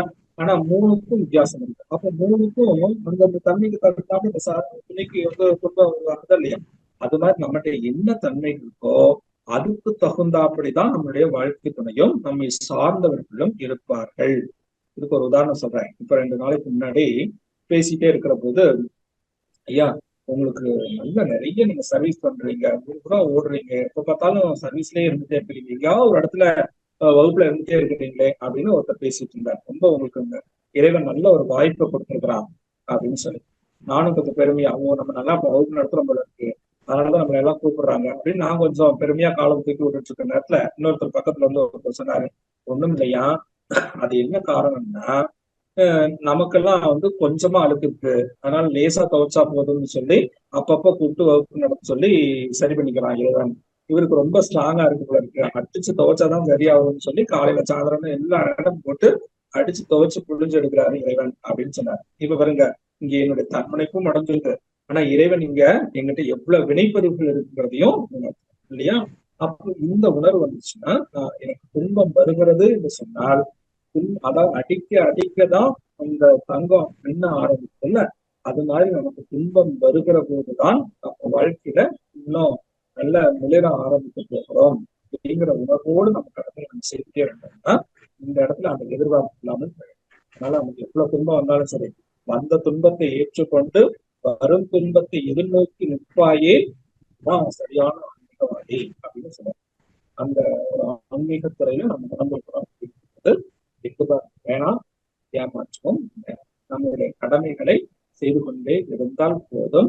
இறை நமக்கு கொடுத்திருக்கிற வாய்ப்பு, நம்ம பிள்ளைகளா இருந்தாலும் சரி, கணவன் மனைவி யாரா இருந்தாலும் சரி, எல்லாமே நமக்கு அது நம்மளை எப்படி தூய்மை செய்யறதுக்கு உகந்த ஆட்கள் இருக்கணுமோ அவங்களால நம்ம சுத்தில வச்சிருக்கோம். அதனால இறைவன் கருணையே உடைய அந்த இறைநிலை இறைத்தன்மை நமக்கு என்னைக்கும் துன்பத்தை கொடுக்காது, நம்ம சீக்கிரமாகவே இந்த ஆன்ம விடுதலை பெறுவதற்கு வழிவகை செய்து கொண்டிருக்கிறது என்கிற உணர்வோடு மட்டும் பயிற்சி செய்ய இந்த துன்பம் போயிடும். வாழ்க வளமுடன் ஐயா, மிக்க சிறப்புங்க ஐயா. ஐயா தவம் 9 மையம் தவமும் இன்னொரு தவம் என்னங்க ஐயா காலையில சொன்னது? நித்யானந்த தவம். ஓகேங்க ஐயா, ரொம்ப நன்றிங்க ஐயா. வாழ்க வளமுடன். அம்மா நன்றிங்கம்மா, வாழ்க வளமுடன். நன்றிங்க ஐயா, வாழ்க வளமுடன். அடுத்த மெய்யன்பராக சபரீஷ் ஐயா அவர்கள். ஐயா அன்மியூட் செய்து பேசலாங்க ஐயா. அம்மா நன்றி அம்மா. ஐயா வணக்கம் ஐயா, வாழ்க வளமுடன் ஐயா. ஐயா எனக்கு ஒரு கேள்வி மகரிஷி சொல்றாங்க, எதிர்பார்த்தால் கையேண்டல் வேண்டாம்னு சொல்றாங்க. இப்போ என்னோட வாழ்க்கையில எடுத்துக்கிட்டா கூட எங்க அப்பாவுக்கு பிசினஸ் லாஸ் வந்தது. அதனால அவர் கொஞ்சம் உடம்பு சரியில்லை அந்த மாதிரி இருந்தபோது எங்க சொந்தக்காரங்க, எங்க மாமா அவங்க தான் கொஞ்சம் ஹெல்ப் பண்ணி படிக்க வச்சாங்க. அப்படி வேலை பண்ணி இந்த மாதிரி போயிருக்கும்போது நம்ம வந்து அவங்கள நம்பி அவங்க தான் இது பண்ணி தூக்கி விட்டாங்க. ஸோ இப்போ அப்படி இருக்கும்போது நிறைய ஃபேமிலி சுச்சுவேஷன்ல வந்து நம்ம அவங்க உடம்பு முடியாத போது நம்ம போக முடியல, இல்லாட்டி அவங்க ஏதாவது சொல்லிடுறாங்க, அவங்க மனசுல ஏதோ இருக்கிறத அவங்க சொல்லும்போது அது கொஞ்சம் கஷ்டமா இருக்கு. யாராவது ஒருத்தங்க நம்மள சொல்லிட்டாங்கன்னா ஏதோ ஒரு கமெண்ட் அடிச்சிருந்த போது அந்த நம்ம இவங்க கிட்ட எதிர்பாராம வாழ்ந்துருக்கணுமோ நினைக்கிறோம். ஆனா நம்ம சின்ன வயசுல இருந்து வளர்ந்த போது அந்த மாதிரி எதிர்பார்த்து வாழ்ற சுச்சுவேஷன் அமைஞ்சிருது. இது எப்படி எடுத்துக்குவது கொஞ்சம் சொல்லுங்க ஐயா. நன்றி. இதுவுமே இப்ப அந்த கடமையை நம்ம ஏதோ ஒரு விதத்துல தவறுகிறோம்ங்கிறதா அந்த சுட்டி காட்டணும். கரெக்டா? ஆமாங்க ஐயா. உயர்ந்த நிலைக்கு கொண்டு போனவங்க இப்ப நாம வந்து அவங்கள சரியா ரெஸ்பான்ஸ் பண்ணலங்கிற போது அவங்க ஏதோ ஒரு வார்த்தை சொல்றாங்கிற மாதிரி நீங்க சொல்ல வரீங்க. அப்படிதானே ஐயா? ஆமாங்க ஐயா. நாம என்ன பண்ணணும், அந்த நன்றி உணர்வு அவங்கனால நாம ஏதோ ஒரு விதத்துல பலன் அனுபவிச்சிருக்கோம் இல்லையா, அந்த பலனுக்கு ஏதாவது ஒரு வாய்ப்பு கிடைக்குமான்னு பார்த்திருந்து அந்த வாய்ப்புல சரியா அந்த கடமையை திருப்பி செலுத்துவதற்கு முயற்சி பண்ணணும். நம்ம கடனை வாங்கிட்டு திருப்பி கொடுக்கலன்னா அந்த கடனாரை நம்ம திட்டதான் செய்யும் இல்லையா. இப்ப எப்போதுமே நம்ம திருப்பி கொடுக்கறதுக்கு தயாராக ஏதாவது வாய்ப்பை எதிர்நோக்கி காத்துக்கொண்டே இருக்கும். மாதிரி எந்த ஒரு விதத்திலையாவது நம்ம மற்றவங்களுக்கு உதவி செய்யறதுக்கு தயாராகவே இருந்துட்டே இருக்கணும். அதுல நீங்க இந்த அளவுக்கு உயர்வு நிலைக்கு வர்றதுக்கு எத்தனை பேர் உதவி பண்ணாங்களோ அத்தனை பேரையும் மனதில் கொண்டு அட்லீஸ்ட் அவங்க வாழ்த்தவாறு செய்து கொண்டே வரணும். தினந்தோறும் வாழ்த்தணும், நன்றி உணர்வோடு நினைக்கணும். அவங்களுக்கு உடலால பொருளாதாரத்தால என்ன உதவி நம்ம செய்ய முடியுமோ நம்மளால என்ன செய்ய முடியுமோ அதை செய்து கொண்டே இருக்கணும். முயற்சி பண்ணாலே இது இருக்கிறது வராது வாய்ப்பு. நன்றி ஐயா. நன்றி அம்மா. நன்றிங்க ஐயா. வாழ்க வளமுடன். நல்ல சிறப்பான பதில் கொடுத்துட்டு வரீங்க ஐயா. எல்லாருமே நிறைய பாத்தீங்கன்னா சேட்ல வந்து போட்டுட்டு இருக்காங்க. ரொம்ப அருமையான பதில் ஐயா. நிஷ்காமிய கர்மத்துக்கு விளக்கம் அதாங்க எனக்கு ஸ்கிரீன் வந்து கொஞ்சம் மூவ் ஆகலீங்க ஐயா. அதனால இப்போ ஸ்பாட்ல இப்ப என்ன தெரியுதோ அதை வச்சு நான் கேட்டுட்டு இருக்கேங்க ஐயா. சரிங்க ஐயா. நிஷ்காமிய கர்மம் பார்த்தீங்கன்னா பலனை எதிர்பார்க்காம செய்யக்கூடிய கர்மம் நிஷ்காமிய கர்மம்.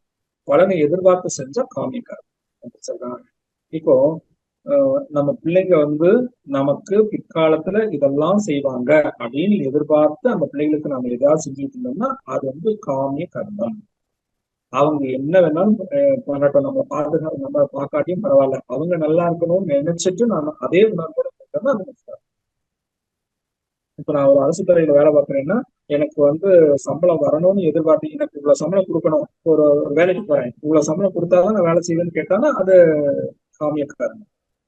இல்ல இப்ப சர்வீஸ் பண்றேன், எனக்கு வந்து போக்குவரத்து கூட செலவு இல்லைனாலும் பரவாயில்ல, அதை நான் போட்டுட்டு வந்து செலவு பண்ணிட்டு போறேன்னு நினைச்சா அது நிஷ்காமிய கர்மம் இல்லையா. இப்படி பலனை எதிர்பார்க்காம அதாவது பாராட்டுவார்களான்ங்கிற எதிர்பார்ப்பு கூட இருக்கணும்.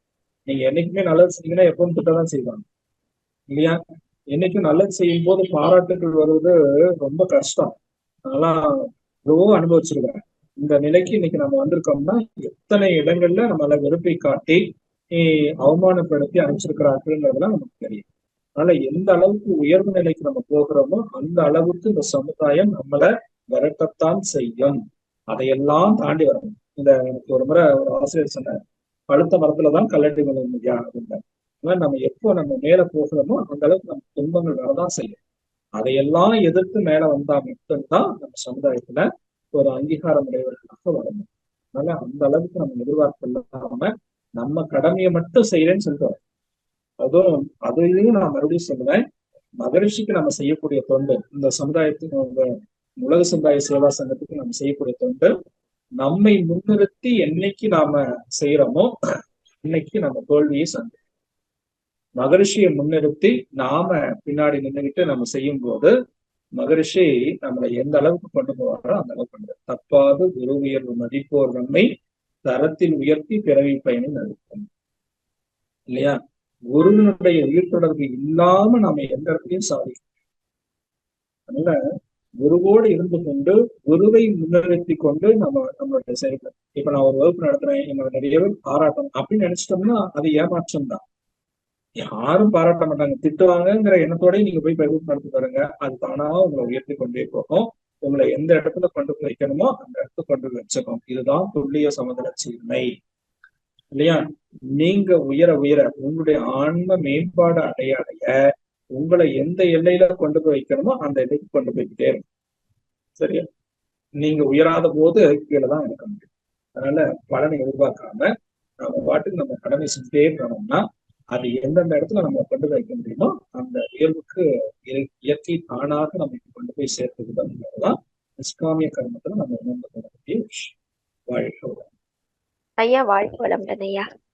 வாழ்க்கை வளமுடன்மா.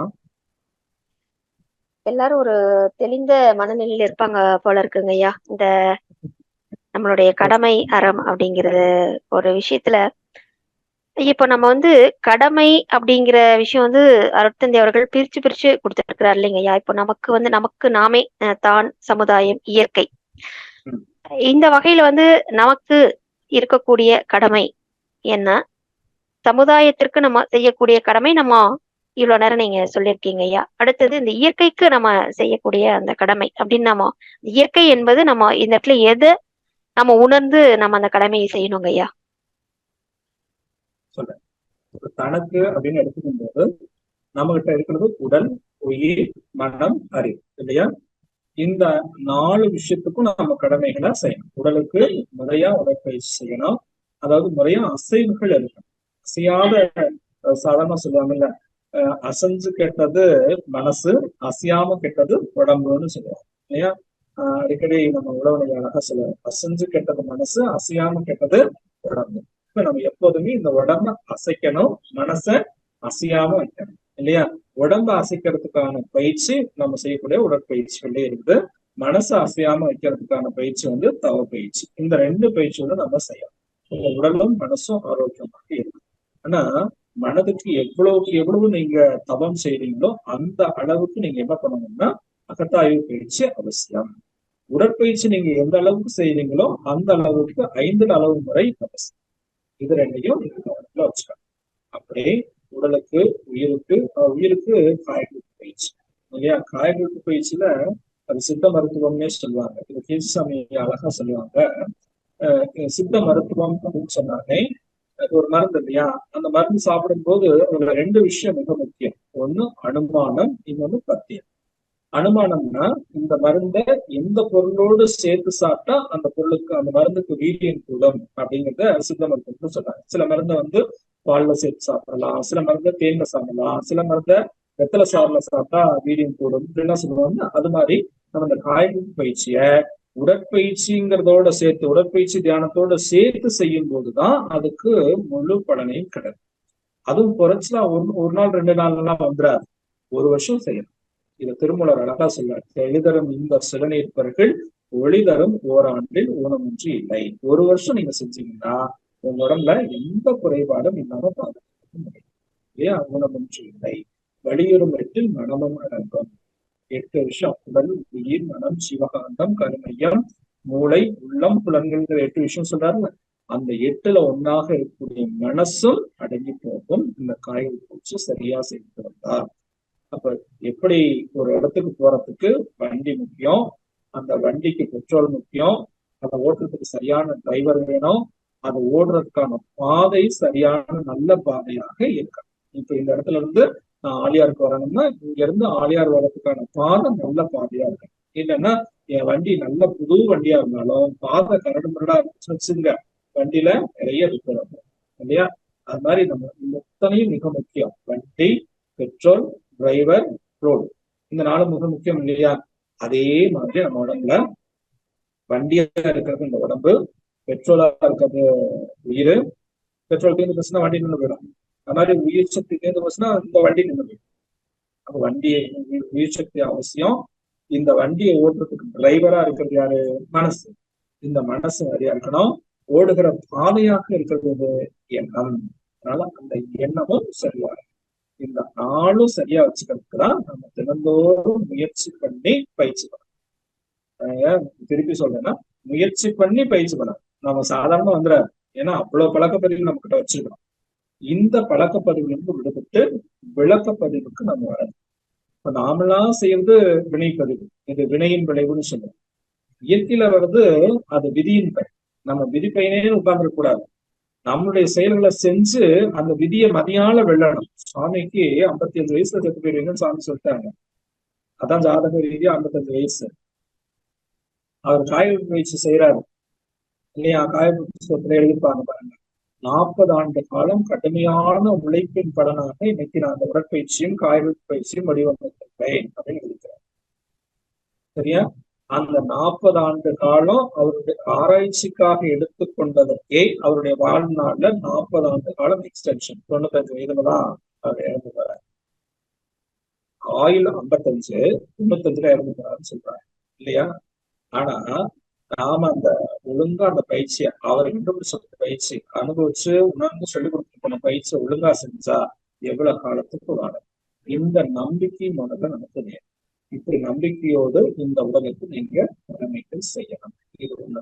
குடும்பத்துக்குன்னு வரும்போது 3 பேருக்குன்னு வள்ளுவர் சொன்னார். இல்வாழ்வான் என்பான் இயல்புடைய மூவருக்கும் நல்லாட்சி முந்ததனை. யாரு அப்படின்னா பெற்றோர்கள், குழந்தைகள், வாழ்க்கை. இந்த 3 பேருக்கும் கடமைகளை செய்யணும். அது எதிர்பார்ப்பு இல்லாத கடமை. யாருக்கு செஞ்சாலும் சரி இல்லையா? அவங்கக்கிட்ட எந்தவித எதிர்பார்ப்பும் இல்லாம கடமையும் சரி. இதே சமுதாயத்துக்கு வரும்போது அங்கேயும் 3 பேருக்கு சொல்றாரு. யாரா இருக்குன்னா, சமுதாயத்துல உடல் உழைப்பு செய்ய முடியாம நோய்வாய்ப்பட்டு இருக்கக்கூடியவர்கள், அடுத்து உடல் உறுப்புகளை இழந்திருக்கிறார்கள், சமுதாயத்தினால சமுதாயத்தினால பாதுகாக்க முடியாம கைவிடப்பட்டவர்கள் இருக்காங்கல்ல.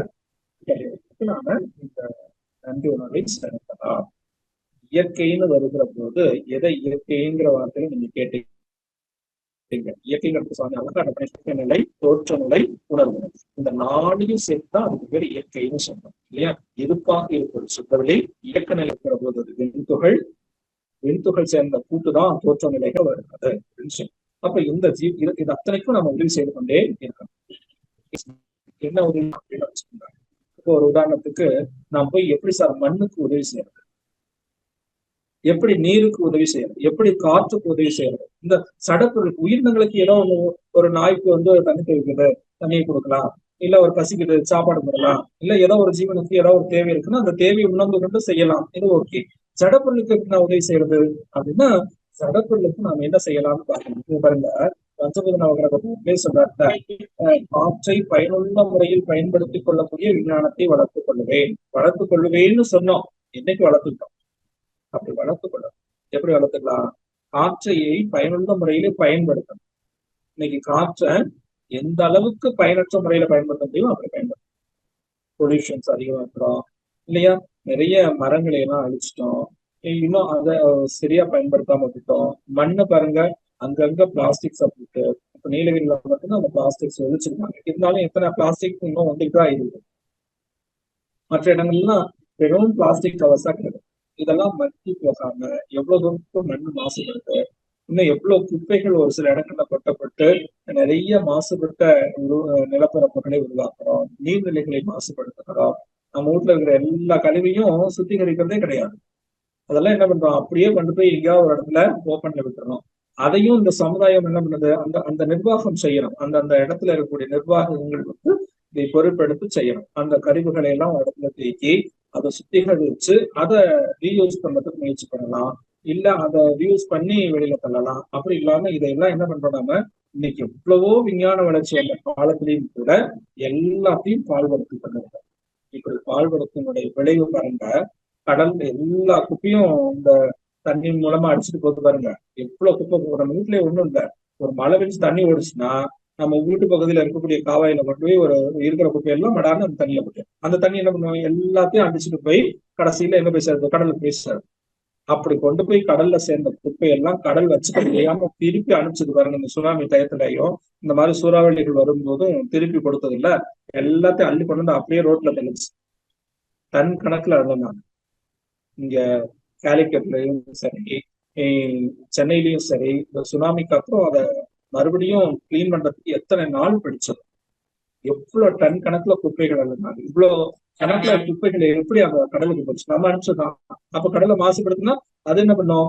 அது திருப்பி நமக்கு கொடுக்கதான் செய்யும். அப்போ அதுக்கு நம்ம அதிக மதிப்பை கொடுக்கணும், மாசுபடுத்தாமல் கொடுக்கணும். காற்றை மாசுபடுத்தினுடைய விளைவு சிலிண்டர் தூக்கிட்டு ஊரா ஓடணும் இல்ல. காற்றை மதிக்கவே நம்ம தான். அதுக்காக தானே இயற்கை என்ன பண்ணுச்சு, 2 ஆண்டு நம்மளை உள்ள வச்சு ஜெயில தண்டனை கொடுக்குது. ஜெயில எப்படி அடைச்சு வச்சாங்க அது மாதிரி நம்ம அடைச்சு வச்சுட்டு வீட்டு விட்டு ஹவுஸ் அரெஸ்ட் பண்ணி வச்சுக்கோம். கடைசியில முடியாத பட்சத்துக்கு சிலிண்டரை தூக்கிட்டு கியூல நின்னோம். ஏன்? காற்றை சரியாக பயன்படுத்துகிற விஞ்ஞானத்தை நாம் வளர்த்து கொள்ளாத விளைவு.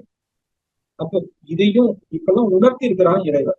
இந்த உணர்த்துற போதே, ஒரு சிக்னல் காட்டும் போதே நம்ம உணர்ந்து கொள்ளல அப்படின்னா கண்டிப்பாக நம்மள ஒரு காலத்துல துன்புறுத்த செய்வான் அப்படிங்கிறத புரிஞ்சுக்கிட்டோம்னா இந்த இடத்துல இயற்கையை எப்படி நம்ம மதிக்கணும்னு நமக்கு இல்லையா? இயற்கையை மதிக்க பழகிக்கொள்ளுதல் இதெல்லாம் தான் கர்மயோகத்துல சொல்லக்கூடிய விஷயம். வாழ்க்கை வாழ்க வளமுடன் ஐயா. ரொம்ப அற்புதமா சொல்லியிருக்கீங்க. அதாங்க தலையாய கடமைங்கிற ஒரு விஷயம் அந்த இயற்கையில ஒன்றாக இயற்கையா தான் நம்ம ஒரு பின்னமா இருக்கோம். அது இல்லாம நம்ம இல்ல வாழ முடியாதுங்கிற அந்த நிலையில இருந்து நம்ம மாறி இருக்கிறது தான் அந்த கடமையில இருந்து நம்ம அறத்துல இருந்து நம்ம தவறி நிக்கிறோம் இல்லைங்கய்யா. ரொம்ப அற்புதமான ஒரு பதிலுங்க ஐயா. எல்லாருக்கும் இது ஒரு பயனுள்ள ஒரு சிந்தனை அமைஞ்சிருக்கும். குமார் ஐயா அவர்கள் ஹேண்ட் ரைஸ் பண்ணிருக்காங்க. ஐயா நீங்க அன்மியூட் செய்து ஐயாட்ட உங்களுடைய கேள்வி கேட்கலாம். ஐயா வாழ்க வளமுடனுங்க ஐயா. வாழ்க்கை வளமுடன்யா. ஐயா நான் இங்க துபாய் நாட்டுல இருந்து பேசுறேங்க ஐயா. நான் இப்போ ஒரு மன்றத்துல வந்து ஆக்சுவலா ஒரு 10 வருடங்களுக்கு முன்னாடியே நான் வந்து பயிற்சிகள்லாம் எடுத்துக்கிட்டேங்க ஐயா. இப்ப ஒரு 3 வருடங்களுக்கு முன்னாடி பிரம்மஞானம் முடிச்சேங்க ஐயா. பயிற்சிகள்லாம் இப்ப கொஞ்சம் நான் தொடர்ந்து பண்ணிக்கிட்டு இருக்கிறேன் ஐயா. என்னன்னு தெரியலங்கய்யா, இந்த வேலையில வந்து ஒரு கம்பெனி மாறினங்கய்யா. ஃபர்ஸ்ட் 6 மாசம் நல்லா இருந்துச்சு. இப்ப வந்து ரொம்ப பிரச்சனை வந்துகிட்டே இருக்குதுங்க. அதாவது என்னன்னா, நம்ம மேனேஜ்மெண்ட்ல எனக்கு மேனேஜர்ன்ற போஸ்ட் கொடுத்துருக்காங்க. நான் சொல்றதே புரிஞ்சுக்க மாட்டேன்றாங்க. அவங்க சொல்ற வேலையெல்லாம் பார்த்தா வந்து இம்பாசிபிள். ஒரு 200 ஜாப் என்னால வந்து 10 கிலோ தான் தூக்க முடியும்னா என்ன வந்து 100 கிலோ தூக்க சொல்றாங்க. அது வந்து முடியவே முடியாது. அத வந்து அதுல மிஸ்டேக் வந்தாலும் இப்ப என்ன மிஸ்டேக் வந்தாலும் நான் தான் பொறுப்பு. அது எப்படின்னா தண்ணி இல்லாத கிணத்துல வந்து குதிக்க சொல்றாங்க, நான் குதிக்கணும் அப்படின்ற மாதிரி இருக்குதுங்க ஐயா. நான் சொல்றேன், போராடுறேன், வெளிலையும் வேற வேலை தேடுறேன். இதனால எனக்கு ஒரு 1.5 மாசமா ரொம்ப மன உளைச்சலா இருக்குதுங்க ஐயா. தூக்கம் எல்லாம் பாதிக்குது. அது கொஞ்சம் என்னங்க இது வந்து என்னோட கர்மவினை கழியுதுன்னு நினைச்சுக்கவா இல்ல என்னன்னு நினைச்சுக்கிறது? ரொம்ப கஷ்டமா இருக்குதுங்க ஐயா. இடத்துலயும் நம்ம நம்மளுடைய கடமைகளை முறையா செய்யணும். ஒரே விஷயம் தான், நம்மளுடைய அறிவுடைய ஆற்றல் வந்து உடலுடைய தன்மை என்ன, மனதுடைய வலிமை என்ன, இதை தெரிஞ்சுக்கிட்டு அதுக்கு தகுந்தாப்படி நம்மளுடைய தேவையும் இந்த அடிப்படை நம்மளுடைய தேவை என்ன, இதெல்லாம் வச்சுட்டுதான் நம்ம என்ன பண்ணணும், ஒரு தொழிலை அமைச்சிடும். அந்த தொழில் அமையும் போது நாம டெய்லியும் ஒன்றும் வேணும் டெய்லி காலையில் போச்சுன்னா அருட்காப்பு சொல்லணும். அருட்காப்பு என்ன சொல்லுது? அருட்பேராட்சி இரவும் பகலும் எல்லா நேரங்களிலும் எல்லா இடங்களிலும் எல்லா தொழில்களிலும் உறுதுணையாகவும் பாதுகாப்பாகவும் வழிநடத்துவதாகவும் அமையுமாக சொல்லுதுங்க. அருட்பேராட்சி இரவும் பகலும் வந்து சொன்னதோட உடலை எல்லா நேரங்களிலும், ஏன்னா இது ரெண்டும் சந்திக்கிற நேரம். உறுதுணையாக இருக்கணும்னு சொன்னதோட விட்டுறல, பாதுகாப்பாக இருக்கணும்னு சொல்றாரு, வழிநடத்தவும் செய்யும். அப்ப நீங்க எங்க போகும்போது இந்த அருட்காப்பு சொல்லிட்டே போனா அந்த இடத்துல உங்களுக்கு ஒத்த ஆட்களாக மாறிடும். இப்போ வந்து நான் வந்து வீட்டுல இருந்துகிட்டே வேலை பார்த்துருக்கேன். டெய்லி வீட்டுல இருந்தே போய் இந்த வீட்டை சுத்தில ஒரு 100 கிலோமீட்டர் சரௌண்டிங்குள்ள டெய்லியும் டிராவல் பண்ணி வேலை பார்த்துட்டு ரொம்ப சுகமா ஜம்முன்னு தான் வீட்டுலதான் இருந்தேன். அப்ப திடீர்னு ஒரு இடத்துக்கு டிரான்ஸ்ஃபர் ஆகி போச்சு. அப்ப நான் ஏன் அங்க போச்சு அப்படின்னு நான் யோசிக்கும் போது நம்ம கிட்ட வந்த அந்த அதிகாரிகள் வந்து நம்மள கரெக்ட் ஆக்கிடுவாங்களோ அப்படிங்கிற எண்ணம் எனக்கு உள்ளார வர ஆரம்பிச்சிச்சு. அப்போ என்னை இயற்கை என்ன பண்ணுது, சரியா வழிநடத்தி கொண்டு போய் ஒரு இடத்துல கொண்டு போய் செட்டில் பண்ணணும். இப்போ அது வேற எங்காவது போயிருந்தா நான் சிரமப்பட்டிருப்பேன். இப்ப போயிருக்கிற இடம் பாத்தீங்கன்னா இப்போ அது ஒரு குடும்பம் போல அந்த இடத்துல இருக்கிறதுக்கான ஒரு சூழலை உருவாக்கி கொடுத்திருக்கிறது. இப்ப மனவளக்கலை பயிற்சியும் நம்ம நல்லா செய்ய முடியுது. அந்த குடும்பமாக இருக்கிறதுக்கும் நம்ம குடும்பத்துல இருந்து தனியா பிரிச்சுட்டோமே அப்படிங்கிற எண்ணமும் இல்லாமல் இருக்கிறதுக்கான ஒரு சூழலை உருவாக்கி இது நம்முடைய வினைப்பதிவுகளும் ஒண்ணு, நம்மளுடைய முயற்சி, நம்மளுடைய எண்ணம், இதெல்லாம் தான் காரணம். அப்ப நம்ம எண்ணத்தை நல்லா வலுவாச்சுட்டா நமக்கு எத்தகைய தொழில் அமையணுமோ அது தானாக அமையும். ஓகேவா? இதுக்கு உங்களுக்கு பயிற்சி மிக முக்கியம். உங்க கடமைகளை முதல்ல செய்யுங்க. பயிற்சியில உங்களுக்கு என்ன தேவையோ அது கிடைக்கணும்னா ஜெகவசியம் அப்படின்னு ஒரு வார்த்தையை மகிழ்ச்சி சொல்றாருல, அது எங்க கிடைக்கும்? கண்ணாடி பயிற்சி செஞ்சா வரும். கண்ணாடி பயிற்சியை தொடர்ந்து செய்யுங்க. 1 மாதம் கண்ணாடி பயிற்சி 1 மாதம் தொடர்ச்சியா செய்யுங்க. அது கூட இந்த பயிற்சி முறைகளையும் விடாம தொடர்ந்து செய்யுங்க. 1 மாதம் விடாம செய்து பாருங்க. உங்க வாழ்க்கையில மிகப்பெரிய மாற்றத்தை நீங்க அனுபவிக்கலாம், அடையலாம். உங்களுக்கு ஒத்த சரியான தொழிலும் அமையும். வாழ்க்கைக்கு தேவையான எல்லாருக்கும் சரியா கிடைக்கிறதுக்கான வழிமுறைகளும் அதுவே உருவாக்கி நீங்க கஷ்டப்பட பயிற்சி செய்து பயிற்சி வழிகாட்டு வாழ்க்கை. ஐயா இன்னொன்னு கேட்டுக்கிறேங்க ஐயா. இப்ப இந்த மாதிரி இதுல வந்து இப்ப எக்ஸ்பீரியன்ஸ் இருக்கா, அடுத்த வேலை கிடைச்சிருந்தாலுமே ஒரு பயமே நம்மள வந்து அது இது பண்ணுங்க, பயந்துகிட்டே இருக்க வேண்டியதா இருக்கு. ஐயோ என்ன பண்ணிடுவாங்களோ, ஏது பண்ணிடுவாங்களோ. ஏன்னா இப்ப வந்து நான் வந்து முடியாதுன்றத முடியாதுன்னு சொல்லணும் மேனேஜ்மெண்ட்ல. நான் முடியாதுன்னு சொல்லிட்டேன். அவங்க அதுக்கு பதிலா வந்து வேற ஆளும் தேடிக்கிட்டு இருக்காங்க அப்படின்ற நியூஸும் வந்துடுச்சு. நம்மள ஒரு பயம் பதட்டத்திலேயே இருக்கிற மாதிரி இருக்குதுங்க ஐயா. என்னமோ அது மாதிரி இருக்கு. நான் சொல்லிடுறேன். பயம் வர்றதுக்கு காரணம் என்னன்னா, எப்ப பயப்படுவோம்னா நம்ம செய்யறது தப்பா போயிடுமோ அப்படிங்கிற, அதாவது எதிர்கால விலையை பயிற்சிக்கிட்டு தான் நம்ம பயப்படுவோம். நாம செஞ்சது தப்பா போயிடுமோ, நாம செஞ்சா அடுத்தவங்க தப்பா நினைச்சிருவாங்க, இப்படி நினைக்கும் போதுதான் அது தப்பா போகும் இல்லையா? அப்ப நம்ம மேல நமக்கு நம்பிக்கை இல்லை, தன் மேலேயே நம்பிக்கை இல்லை. அதுதான் தன்னம்பிக்கை அப்படின்னு சொல்றாங்க. தன் நம்பிக்கை, தன் மேல இருக்கக்கூடிய நம்பிக்கை அப்படின்னு சொல்றாங்க இல்லையா? அப்ப தன் மேல இருக்கக்கூடிய நம்பிக்கை என்னைக்கு குறைஞ்சு போகுதோ அப்பதான் பயம். அப்ப நான் செஞ்சா சரியா இருக்கும், என்னால முடியும் அப்படிங்கிற தெம்பையும் தைரியத்தையும் எது கொடுக்கும்? மனசு கொடுக்கும். அதுக்குதான் நான் உங்களுக்கு கண்ணாடி பயிற்சி சொன்னேன். கண்ணாடி பயிற்சி கத்துருந்தீங்கன்னா அந்த கண்ணாடி பயிற்சி தொடர்ந்து செய்யுங்க. கத்துக்கலாம்னா இன்னும் போய் பயிற்சி எடுத்துக்கிட்டு அதுக்கப்புறம் தொடர்ந்து செஞ்சீங்கன்னா இந்த பயம் போயிடும், கவலை இருக்காது, உங்களுக்கு தேவையான வசதிகளை நீங்க செய்ய முடியும். இப்ப நீங்க இந்த பயத்திலையும் கவலை கோபத்திலையும் இருக்கும்போது இந்த உணர்ச்சி வசப்பட்ட நிலை உங்களை விழிப்பு நிலையில சிந்திக்க விடாது. அப்படி சிந்திக்காதனாலதான் நீங்க வந்து உங்க வேலைகளை சரியா செய்ய முடியாம தடுமாறுறீங்க. அதனால உங்க வேலையை சரியா அமைச்சுக்கிறதுக்கு இந்த பயத்தையும் கோபத்தையும் விடணும்னா கண்ணாடி பயிற்சி சரியா செய்ய சரியா வாழ்க்கை. சரிங்க. சூழ்நிலை பயிற்சி பண்ண மாறுன்றீங்க அப்படித்தானே? சூழ்நிலை வந்து பயிற்சி மாறும். நான் சொல்லிக்கிறேன், ஒரு மாசம் நீங்க தொடர்ந்து கண்ணாடி பயிற்சி செய்து பாருங்க, மாறலன்னா கேளுங்க. சரிங்க, நான் பண்ணிட்டு உங்களுக்கு கண்டிப்பா போன் பண்றேங்க. செய்து பார்த்துருக்கிறோம், செஞ்சு பார்த்த போது எங்ககிட்ட இது வந்த மாற்றத்தை தான் உங்களுக்கு எடுத்து சொல்றேன். சரிங்க, ரொம்ப நன்றிங்க. வாழ்க வளமுடன். வாழ்க வளமுடன். நன்றி ஐயா. வாழ்க வளமுடன் ஐயா. வாழ்க வளமுடன். வாழ்க வளமுடன். நம்ம சிறப்பான பதிலெல்லாம் கொடுத்துட்டு வந்திருக்கீங்க ஐயா. நம்ம நிகழ்ச்சியை நிறைவு செய்துக்கோமாங்க ஐயா. நிறைவு பண்ணிக்கலாமா? சரிங்க ஐயா. வாழ்க வளமுடன். இவ்வளவு நேரம் சிறப்பான ஒரு வாய்ப்பை வழங்கிய அறக்கட்டளைக்கும் ஆலியார் அறிவுத்திருக்கோயிலுக்கும் இந்த உலக சமுதாய சேவா சங்கத்தினுடைய நிர்வாக குழு உறுப்பினர்களுக்கும் இதை சிறப்பாக தொகுத்து வழங்கி கொண்டிருக்கக்கூடிய பேராசிரியர் இவ்வளவு நேரம் என்னோடு உயிர்கலப்பு பெற்று இந்த குருவோடும் இறையோடும் உயிர்கலப்பு பெறுவதற்கு வாய்ப்பளித்த அத்தனை நல்ல உள்ளங்களுக்கு நன்றி கூறி நிறைவு செய்கிறேன். நீங்களும் உங்கள் அன்பு குடும்பமும் ஆற்றல் கருணையினால் தன்னதான் மெயினாயும் நிறை செல்வம் உயர்வுகள் மெய்ஞான நோக்கி வாழ்க வளமுடன். வாழ்க வளமுடன். வாழ்க்கை நம் கடமை அறவாழ்வு.